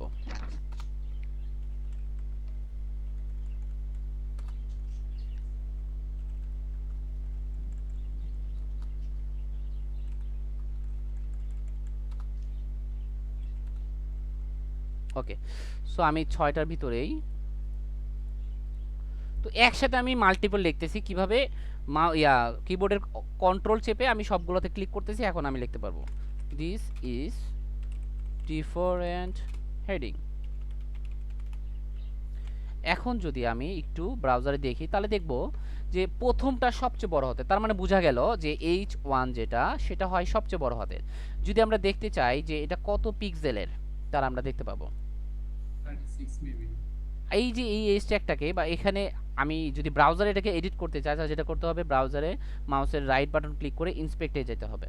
যাওয়ার পর দেখবেন এই যে এটা এই ব্যাটাটারে ক্লিক কইরা এই জায়গায় ড্রাগ করে দেবেন। তাহলে আমরা অনেক কিছু দেখতে পারবো, এগুলো আমরা শিখবো ভবিষ্যতে। এই যে এই জিনিসগুলো কি শিখবো, সিএসএস করবো যখন তখন। তো এখানে দেখতে পাচ্ছি ফন্ট সাইজ 2em, তাহলে এখন আমি 2em 2 পিক্সেল দিলে তাহলে আমি দেখতে পাবো 32 পিক্সেল। প্রায় 2em সমান 14 পিক্সেল। দেখাই দেখি, ভুল আছে।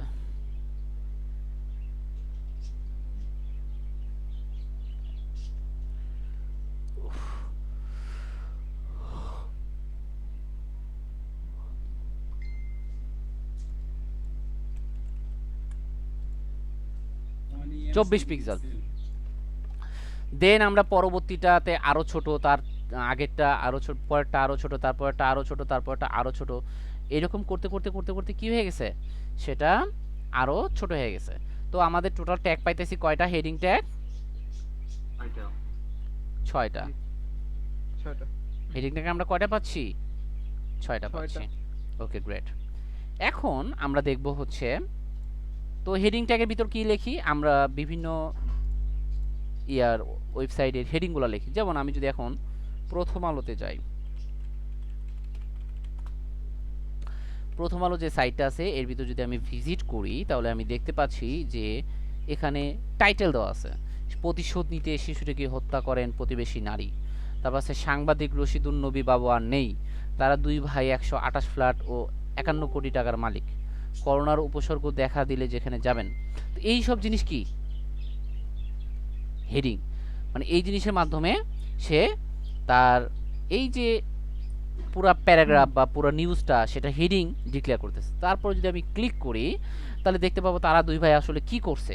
তারা দুই ভাই যা যা করছে সেগুলো প্যারাগ্রাফ আকারে দিয়ে দিছে, তাই না? সেই প্যারাগ্রাফ আকারে তাদের যে কর্মগুলা দিছে সেটা হচ্ছে প্যারাগ্রাফ টেক্সটের ভিতর দিছে। আর এই যে ইমেজ, সেই ইমেজের জন্য তারা কি করছে, ইমেজ ট্যাগ ইউজ করছে।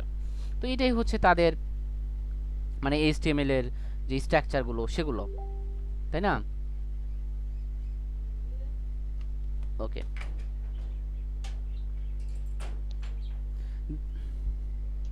ওকে 1 মিনিট প্লিজ।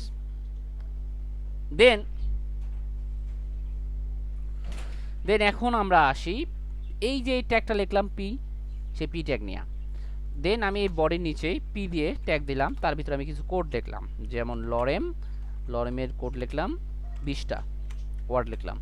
এখন আমি যদি এখানে দেখি তাহলে আমি দেখতে পাচ্ছি যে এখানে এরকম করে ছোট ছোট ছোট ছোট আকারে টেক্সট আসছে, যেটাকে আমরা কি বলতেছি, পি ট্যাগ মানে প্যারাগ্রাফ ট্যাগ। তাহলে আমরা আজকে অনেকগুলো ট্যাগ শিখলাম, যার মধ্যে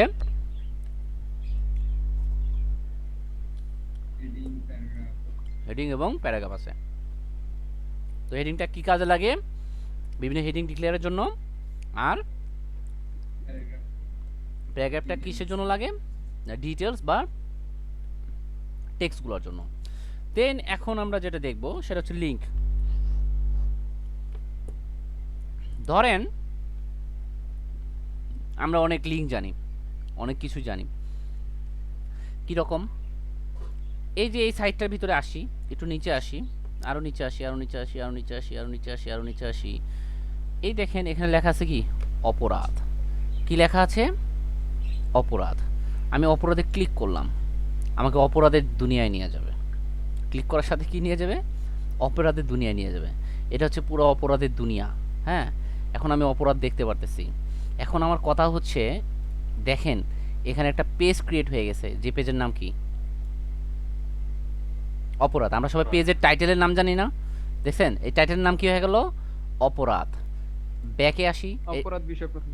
হ্যাঁ এই টাইপের আগের ট্যাগ হয়ে এটা কিন্তু অন্য পেজ হয়ে গেছে। এনু রিপনের 128টা ফ্ল্যাট ও 51 কোটি টাকার খোঁজ পেয়েছে সিআইডি, এটা একটা পেজ। এটা ডাইনামিক্যালি পেজ নাম ক্রিয়েট হয়ে গেছে। যখনই আমি এই অপরাধে ক্লিক করতেছি বা রাজনীতিতে ক্লিক করতেছি, তখনই সে আমাকে রাজনীতি নামে আরেকটা পেজের কাছে লিঙ্ক করে নিতেছে। আরেকটা পেজের কাছে কি করে নিতেছে? লিঙ্ক করে নিতেছে। দ্যাটস হোয়াই এটা কি লিঙ্ক, এইচটিএমএল লিঙ্ক, এবং এইচটিএমএল এর লিঙ্কের জন্য একটা ট্যাগ আছে, সেটা একটা কি অ্যাঙ্কর ট্যাগ। কি ট্যাগ? এনকর ট্যাগ। অ্যাঙ্কর ট্যাগ কিভাবে লেখে? একে স্টার্ট করব, একে ইন্ড করব, তাই না? এটা হচ্ছে অ্যাঙ্কর ট্যাগ। জি ধরেন এর ভিতর আমি লিখব এটা যাবে। This is a link. যদি আমি এখন, ও ক্লাস কেটে যাবে,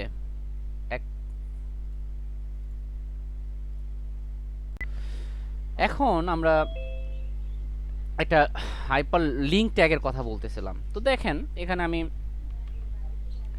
এই ট্যাগ দিয়া বললাম দিস ইজ লিঙ্ক, বাট এখানে ক্লিক করতেছি, এখানে কি লিঙ্ক হইতেছে? কোথাও যাইতেছে? যাইতেছে না।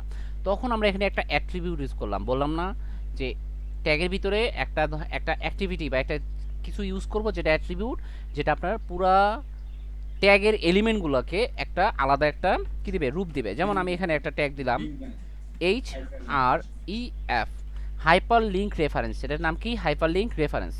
এখানে HREF দিয়ে ডাবল মানে সমান সমান দিয়ে ডাবল কোটেশন। এই কোটেশনের ভিতরে আমি কি লিখব? লিঙ্ক লিখব। যেমন ধরেন এই কোটেশনের ভিতরে আমি লিঙ্ক দিলাম, এই যে এই লিঙ্কটা, ক্লিয়ার? এই লিঙ্কটা দিলাম, পেস্ট। তো এই কোটেশনের ভিতরে কি হয়ে গেল? একটা লিঙ্ক ক্রিয়েট হয়ে গেল। এখন আমি যদি এই যে দেখেন কালারটাও চেঞ্জ হয়ে গেছে, এর ভিতরে ক্লিক করি, তাহলে আমি ওই লিঙ্কের ভিতর চলে যাচ্ছি। বোঝা গেছে? ধরেন এবার আমি এই লিঙ্কটা নিয়ে আরেকটু কাজ করব। আমি তখন এখানে HRF শেষ হওয়ার পর আরেকটা অ্যাট্রিবিউট যোগ করাবো স্পেস দিয়ে, তার নাম হচ্ছে টার্গেট। কি? টার্গেট। এই টার্গেট অ্যাট্রিবিউট লেখার সিস্টেম কি? আগে অ্যাট্রিবিউটের নাম, তারপর সমান সমান, তারপর ডাবল কোটেশন, দুইটা মানে ডাবল কোটেশন দেওয়ার পরে তার ভিতরে অ্যাট্রিবিউট লিখবো। টার্গেট লিখে আমি বললাম underscore BLANK blank, underscore blank. এতে কি হবে দেখেন, আমি যখন আগে ক্লিক করছি তখন কি হয়েছে? ক্লিক করলে এই ট্যাবের ভিতরে এটা ওপেন হয়েছে, বাট এখন ক্লিক করলে নতুন একটা ট্যাব ওপেন হয়েছে, সে ওপেনের তার ভিতরে সে নতুন পেজটা কি করছে? খুলছে, রাইট? তো আশা করি এই জিনিসটা বুঝতে পারছেন। তো আমাদের অ্যাঙ্কর ট্যাগ নিয়ে কারো কোনো কোশ্চেন আছে?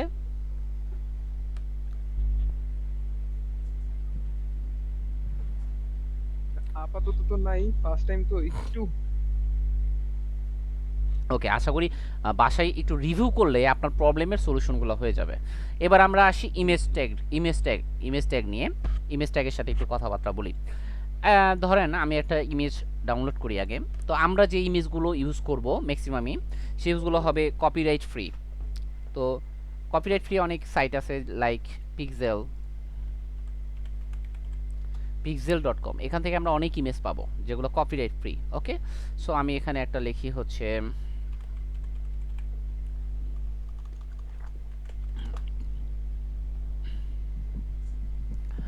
আমরা একটা ক্যাটের ইমেজ ইউজ করি।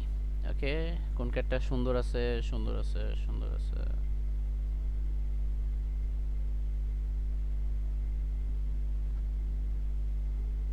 হ্যাঁ, এই ইমেজটা অনেক জোস লাগতেছে। তো আমি এই ইমেজটা, এই যে এখানে রেজুলেশন আলা ইমেজ আমি এখানে ডাউনলোড করতে পারতেছি। আমি কত রেজুলেশন চাচ্ছি? ধরেন আমি মিডিয়াম রেজুলেশন চাচ্ছি 1280x847, দেন ফ্রি ডাউনলোড। দেন দেখবেন ইমেজটা ডাউনলোড হয়ে গেছে। সেই ইমেজটাকে কপি করে আমি ডেস্কটপে যে ফাইল তৈরি করছি তার ভিতরে ইমেজ ফোল্ডার, সেই ইমেজ ফোল্ডারের ভিতর পেস্ট করে দিলাম, এবং আমি এটার নাম দিলাম ইমেজ। মনে রাখবেন এটা এক্সটেনশন কি? .jpg।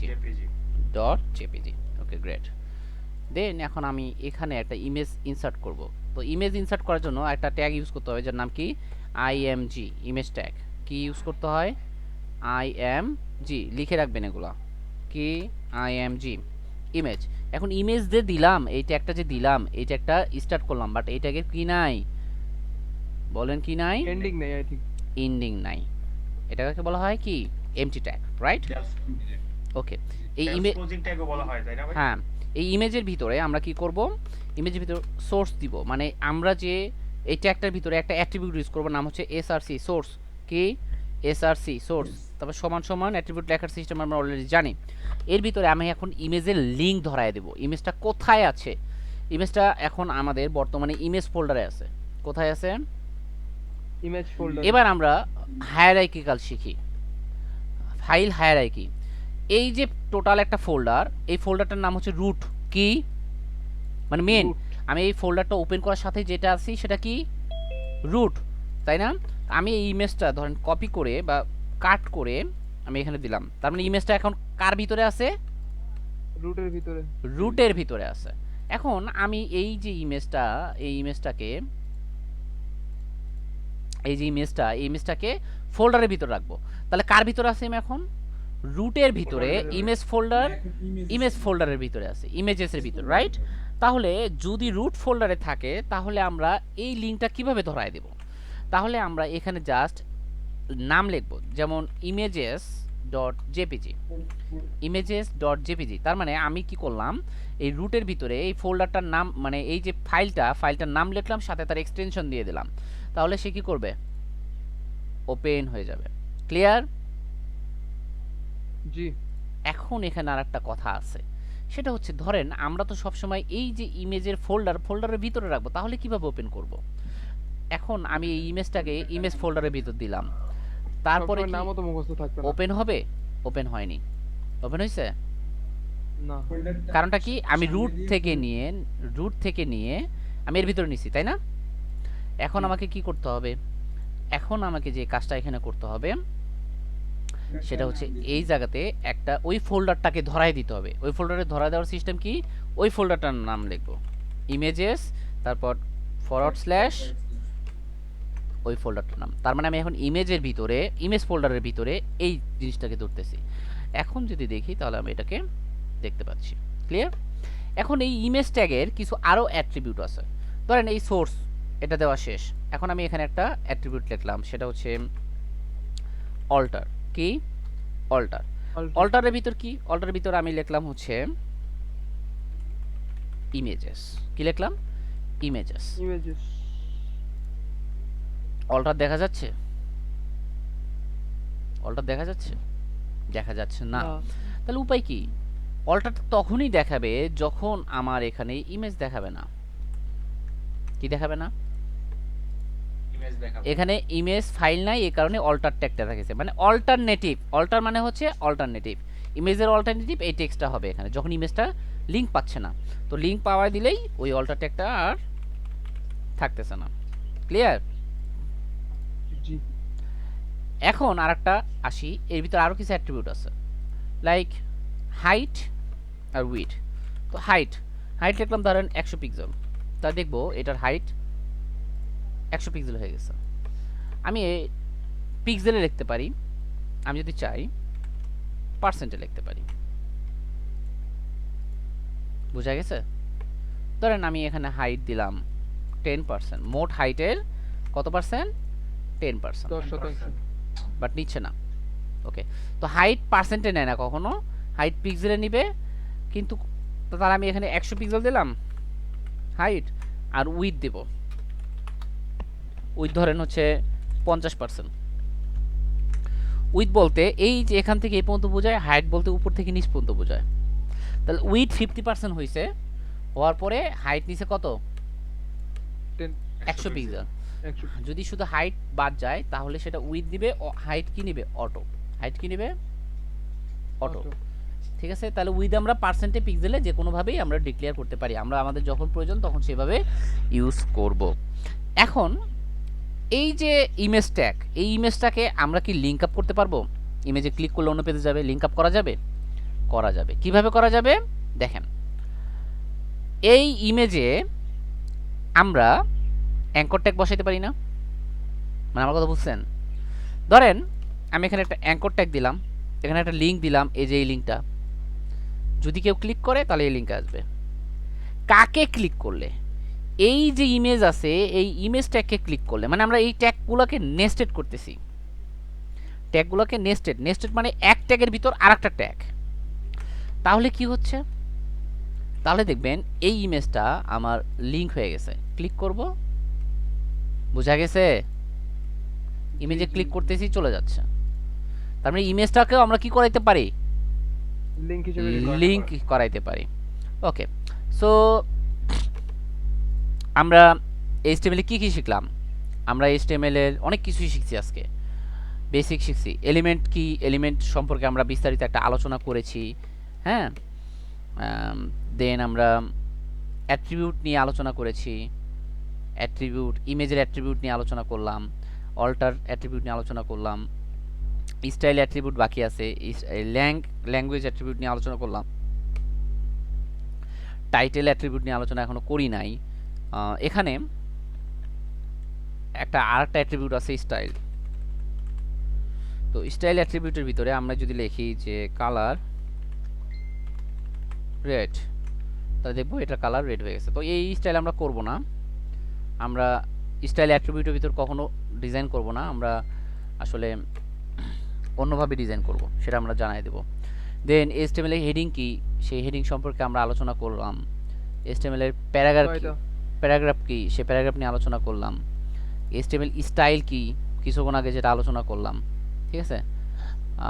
HTML ফরম্যাটিং বিষয়টা কি, ফরম্যাটিং এর ভিতর অনেক কিছু টেক্সট আছে, যেমন bold, strong, italic, emphasis, mark, small, del, এরপর ইনসার্টেড, সাবস্ক্রিপ্ট, সুপারস্ক্রিপ্ট, এই ট্যাগগুলো নিয়ে এখন আমরা একটু আলোচনা করি, ঠিক আছে।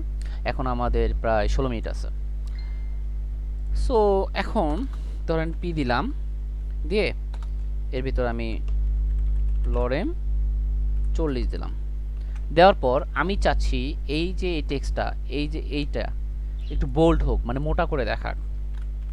তাহলে আমি এটাকে B tag starting, B tag ending, এটার মাধ্যমে আমি এটাকে কি করে দিচ্ছি। এখন যদি আমি এটাকে ওপেন করি না, তো দেখেন এখানে একটা বোল্ড কিছু দেখা যাবে। ও সেভ, এটাকে ওপেন করতে হবে। নিচে আসি, এই যে দেখেন বোল্ড দেখতেছেন, গাঢ় কালো কি হয়ে গেছে, বোল্ড হয়ে গেছে। এই যে বির জায়গায় যদি আমি স্ট্রং ইউজ করি, তাহলে কিন্তু সেমই হবে। স্ট্রং মানে ওই বোল্ড, মানে একটু মোটা অক্ষর। এখন যদি যাই, ওই সেম স্ট্রং হয়ে গেছে। দেন আরেকটা আছে, সেটা হচ্ছে আই ট্যাগ। আই মানে হচ্ছে ইটালিক ট্যাগ। তো আমি লরেমকে যদি আই ট্যাগের ভিতরে নিয়ে আসি, I tag starting, I tag ending, তাহলে সেটা কি ট্যাগ, তা দেখবেন একটু হালকা বাঁকা, এই যে বাঁকা হয়ে গেছে, এটাকে বলা হয় কি, ইটালিক। এরপর যদি আমরা এমফ্যাসিসে যাই, মানে ইএম, এই যে ইফসামকে যদি ইএম দিয়ে ইএম এর ভিতরে নিয়ে আসি, এমফাসিস, তাহলে আমরা দেখব যে এটা একটু কি হয়ে গেছে, চিকন চিকন, রাইট। ইফসামটা একটু চিকন, মানে ইটালিক, এমফাসিস মানে ইটালিকের মতো কাজ করে। দেন আমরা মার্ক টেক্সট, মার্ক ট্যাগ যেটা, ঠিক আছে, এই যে ডলার থেকে এই পর্যন্ত আমরা এটাকে একটু মার্ক করি, মার্ক স্টার্টিং এন্ডিং দিয়ে আমরা যদি এটাকে করি, তাহলে দেখবো ইউলো হয়ে গেছে, একটা মার্কারের মতো, দেখছেন, এটা কি মার্ক। এরপর স্মলার টেক্সট মানে ছোট টেক্সট, কে মেসেজ করে এত,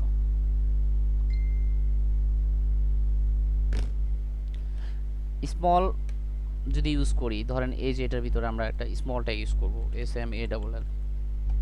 তো এই জিনিসগুলো কি প্র্যাকটিস করতে করতে মাথায় চলে আসবে। এখন আপনি বলতেছেন এতগুলো আমি কিভাবে মুখস্থ করব, এই দেখেন একেবারে ছোট হয়ে গেছে। এরপর কি আছে, ডেল মানে ডিলেট, তাই না। সো এখন আমি যদি এই যে এই ট্যাগের ভিতর ডেল ইউজ করি, মানে ডিলেট, তা দেখবো যে এটা ক্রস হয়ে গেছে, এই দেখছেন ক্রস হয়ে গেছে, মানে এটা আমি বাদ দিয়ে দিছি, ডিলিট দিয়ে দিছি। তারপর ইনসার্টেড টেক্সট, এটা যদি দেই, দেখি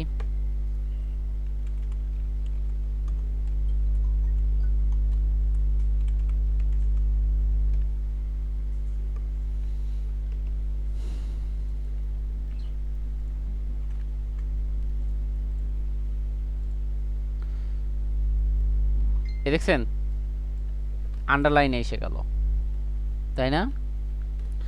দেন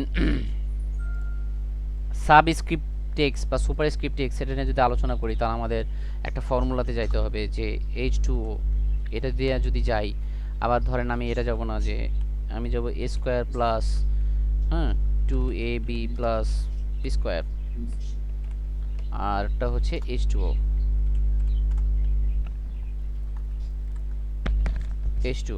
ক্লিয়ার। সো এটা নিয়ে আমরা যদি একটু আলোচনা করি, সাবস্ক্রিপ্ট বা সুপারস্ক্রিপ্ট ক্লিয়ার হয়ে যাবে। এখন আমি H দিলাম, 2টা কি নিচে থাকবে না, আমরা যদি সাব লিখি, এই 2 এর আগে, এবং এটা যদি ইন্ডিং করে দেই, দেখেন সাবস্ক্রিপ্ট, তাহলে আমরা দেখতে পারবো যে H2 নিচে চলে আসছে, ও উপরে গেছে। তার মানে সাবস্ক্রিপ্ট তখনই ইউজ করি যখন কোনো টেক্সটকে নিচে লিখতে হয়, আর উপরে লিখতে হলে আমাকে কি ইউজ করতে হবে? সুপারস্ক্রিপ্ট। কি লিখতে হবে? SUP, superscript. ক্লিয়ার?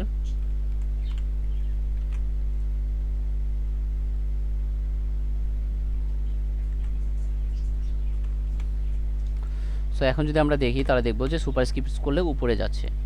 বুঝতে পারছি? উপরে। জি। আচ্ছা, দেন আমরা এখানে আসবো, এটা আমাদের শেষ। এবার আরেকটা ট্যাগ শিখবো আমরা আজকে, যেটা হচ্ছে BR ট্যাগ, মানে ব্রেক ট্যাগ।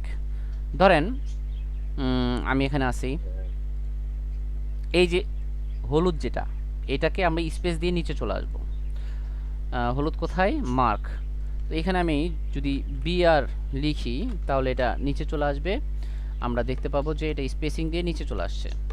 আমি যদি এখানে আরেকটা BR ইউজ করি তাহলে দেবে আরেকটু নিচে চলে আসছি। আমি যদি এখানে আরেকটা BR ইউজ করি তাহলে দেখবো আরেকটু নিচে চলে আসছি। মানে এটা হচ্ছে একটা লাইন থেকে আরেকটা লাইনের গ্যাপ দেওয়ার জন্য যেটা একটা ইউজ করা হয়ে থাকে, BR ট্যাগ। ক্লিয়ার? কোটেশনটা এখন না, এখন একটা জিনিস জাস্ট শিখবো, সেটা হচ্ছে কমেন্টিং। ঠিক আছে? HTML commenting. তো কমেন্টিং বিষয়টা মোস্ট ইম্পর্ট্যান্ট। সেটা হচ্ছে আপনি কমেন্টিং কখন করবেন? যখন দেখবেন অনেকগুলা কোড একসাথে থাকবে, অনেকগুলা 10,000 20,000 লাইনের কোড, তখন কোন সেকশনটা কোন কোডের এটা বাই করতে আপনার জন্য খুব মুশকিল হয়ে যাবে। এই জন্য আপনাকে কী করতে হবে? কোড কমেন্টিং করে রাখতে হবে। তো HTML কমেন্টিং করার জন্য ধরেন আমি এখানে প্যারাগ্রাফ লিখছি, তাই না? তো এই জিনিসগুলো ফরম্যাটিং, HTML ফরম্যাটিং নাম, HTML ফরম্যাটিং লেখার পর দেখেন কি করতে হয়েছে কমেন্টিং করার জন্য। প্রথমে আমাকে এই যে যে এই চিহ্নগুলো দেওয়ার পর আমাকে এক্সক্লেমেশন মার্ক দিয়ে দুইটা ড্যাশ দিতে হয়েছে। দেন তার ভিতরে আমি কমেন্টিং বা নাম লিখলাম, ধরেন HTML ফরম্যাটিং। লেখার পর কি করব? ড্যাশ দুইটা দিলে ওই টেক্সটটুকু জাস্ট কমেন্টিং হয়ে যাবে। ক্লিয়ার? আর একটা বিষয় মোস্ট ইম্পর্টেন্ট, সেটা হচ্ছে এই কমেন্টিংয়ের জন্য HTML একটা শর্টকাট কি আছে বা সাবলাইম কি আছে। ধরেন আমি আগে টেক্সট লিখবো HTML ফরম্যাটিং, তারপর এই যে ইন্ডিংয়ে যখন থাকবে Ctrl// ক্লিক করলেই আমাদের এখানে কমেন্টিং হয়ে যাবে। তো এই কমেন্টিংটা খুব গুরুত্বপূর্ণ, কমেন্টিং সবাই করবেন।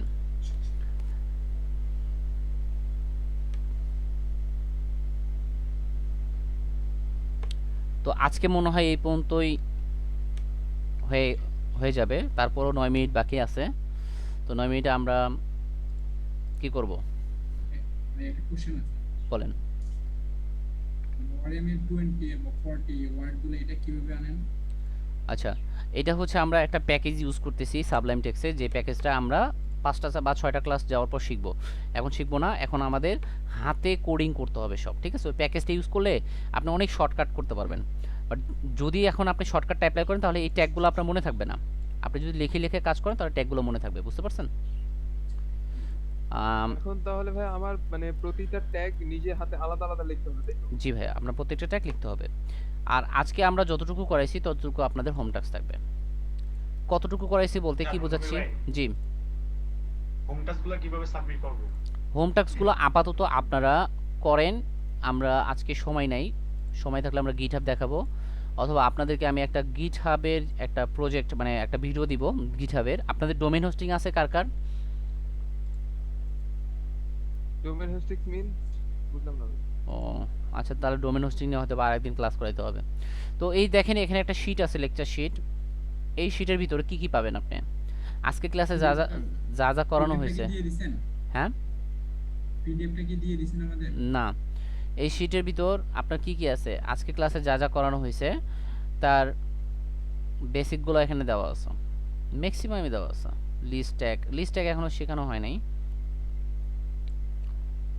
কিভাবে কমেন্ট করতে হয়। জি, যে আপনি বলছিলেন যে আমাদের ক্লাসের যে ভিডিওগুলো রেকর্ড হবে সেগুলো হচ্ছে আপনার ইউটিউব চ্যানেলে থাকবে আর কি। তো ওইগুলো কি আপনি আজকে যে ক্লাসটা হলো এটা কি আজকে করে দিবেন? আজকে post করে ক্লাস দিবেন? আজকেই পাবেন। আচ্ছা, ওইটা কিভাবে পাবো? বলছেন যে একটা লিংক শেয়ার করবেন আমাদের সাথে। লিঙ্কটা শেয়ার করে দেওয়া হবে মেসেঞ্জার বা চ্যাট গ্রুপে, অথবা আপনারা কি লাইভ ক্লাসে ছিলেন? ফেসবুক লাইভে ছিলেন? ফেসবুক, হ্যাঁ হ্যাঁ হ্যাঁ গতকালকে ফেসবুক লাইভে প্রসিডিউর বলে দেওয়া আছে, খুব শীঘ্রই পেয়ে যাবেন হ্যাঁ ইনশাল্লাহ। গতকালকে হিসেবে তাহলে ঠিক আছে। প্যারাগ্রাফ টেক এলিমেন্ট, তারপর লিস্ট ট্যাগ এলিমেন্ট আমরা শিখি নাই, শিখবো খুব শীঘ্রই, শেখা উচিত ছিল। লিস্টটা শিখি না, বেশি হয়ে গেছে আজকে। তো আপনারা হোম টাস্কগুলো করে স্ক্রিনশট শেয়ার করবেন আজকে আপাতত। কালকের ক্লাসে আমরা ভাই আমরা কি যে ট্যাগগুলো বা যে এগুলো শিখতাম এগুলো দিয়ে আমরা যে যার মত ইচ্ছে করে কন্টেন্ট দেব, এই তো? হ্যাঁ আপনাদের ইচ্ছা মতো কন্টেন্ট দিয়ে প্র্যাকটিস করে আমাদের ট্যাগগুলো প্র্যাকটিস করবেন, ট্যাগগুলো প্র্যাকটিস করে দিবেন। আর আপনারা রেফারেন্সের জন্য HTML এর এই যে W3 স্কুল এই এখানে আপনি কমেন্ট পর্যন্ত, হোম থেকে কমেন্ট পর্যন্ত প্র্যাকটিস করবেন, এই কাজ বোঝা গেছে? আর পিডিএফটা কি আপনি- দিবেন? হুম, জি আর কে কিছু বলবেন? পিডিএফটা কি আমাদেরকে দিবেন? জি জি PDF দেওয়া হবে। Thank you. জি আপু বলেন।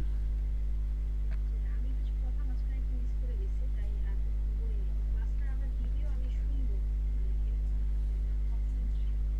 ক্লাস ভিডিও দিয়ে দিন। ভিডিও উইদিন 1 আওয়ারের ভিতর পেয়ে যাবেন।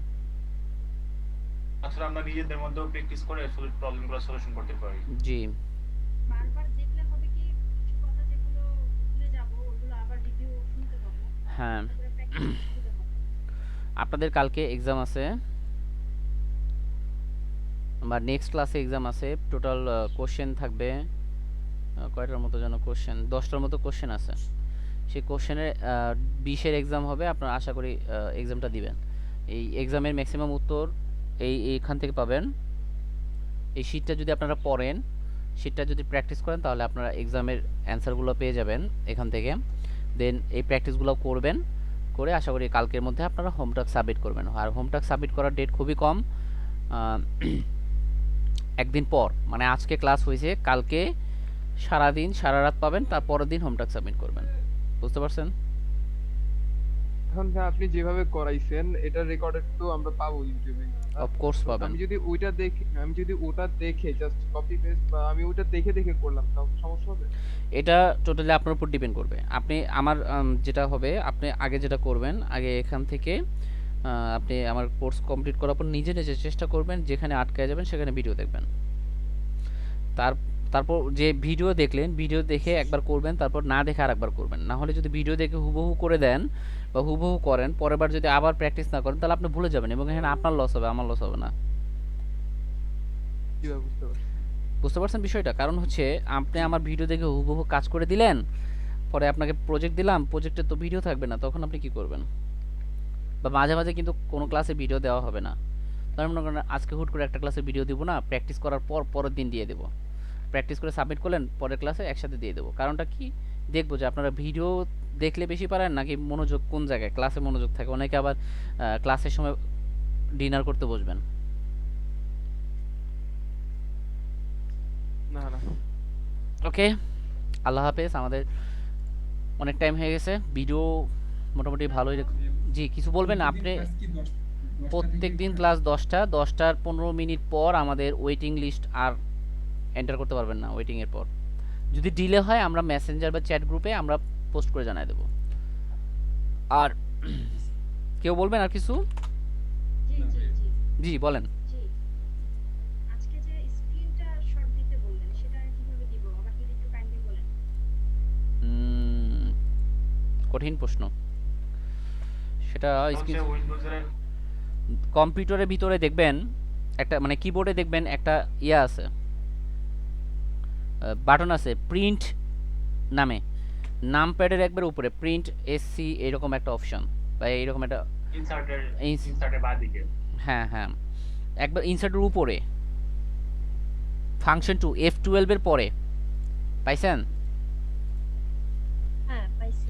আচ্ছা, দেন ওইটা ক্লিক করার পর আপনার ওইটাকে কপি হয়ে যাবে, স্ক্রিনটা কপি হয়ে যাবে। দেন আপনি যেটা করবেন সেটা হচ্ছে এখানে নিউয়ে যাবেন, যাওয়ার পর সরি নিউয়ে না, এখানে পেইন্টে যাবেন, PAINT পেইন্ট লিখে ক্লিক করলেন। দেন ওই যে যেটা কপি করা আসলো সেটাকে পেস্ট করবেন। যেহেতু কপি করা নাই দেখা যাচ্ছে না, আমি কপি করছি কিবোর্ডের প্রিন্ট এই যে বাটনটা ক্লিক করে কপি হয়ে গেছে, এখন আমি পেস্ট করে দিচ্ছি। Ctrl+CV মানে Ctrl+V পেস্ট হয়ে গেছে। দেন আমি Ctrl+S দিয়ে সেভ করব। একটা নাম দিব, ধরেন আমি দিলাম 1, সেভ হয়ে গেল। কোথায়? এই জায়গাতে। বুঝতে পারছেন? এইভাবে করে আপনারা যদি মনে করেন যে পোস্ট দিলে আপনাদের কোনো ক্ষতি হবে না, তাহলে পোস্ট দিতে পারেন। এখন আমি যেটা করব, আমি একটা ডকুমেন্ট ক্রিয়েট করি, দাঁড়ান।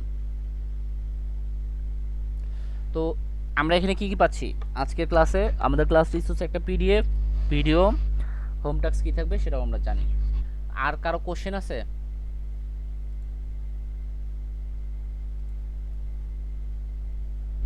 কারো যদি কোনো কোশ্চেন থাকে তাহলে করেন তাড়াতাড়ি।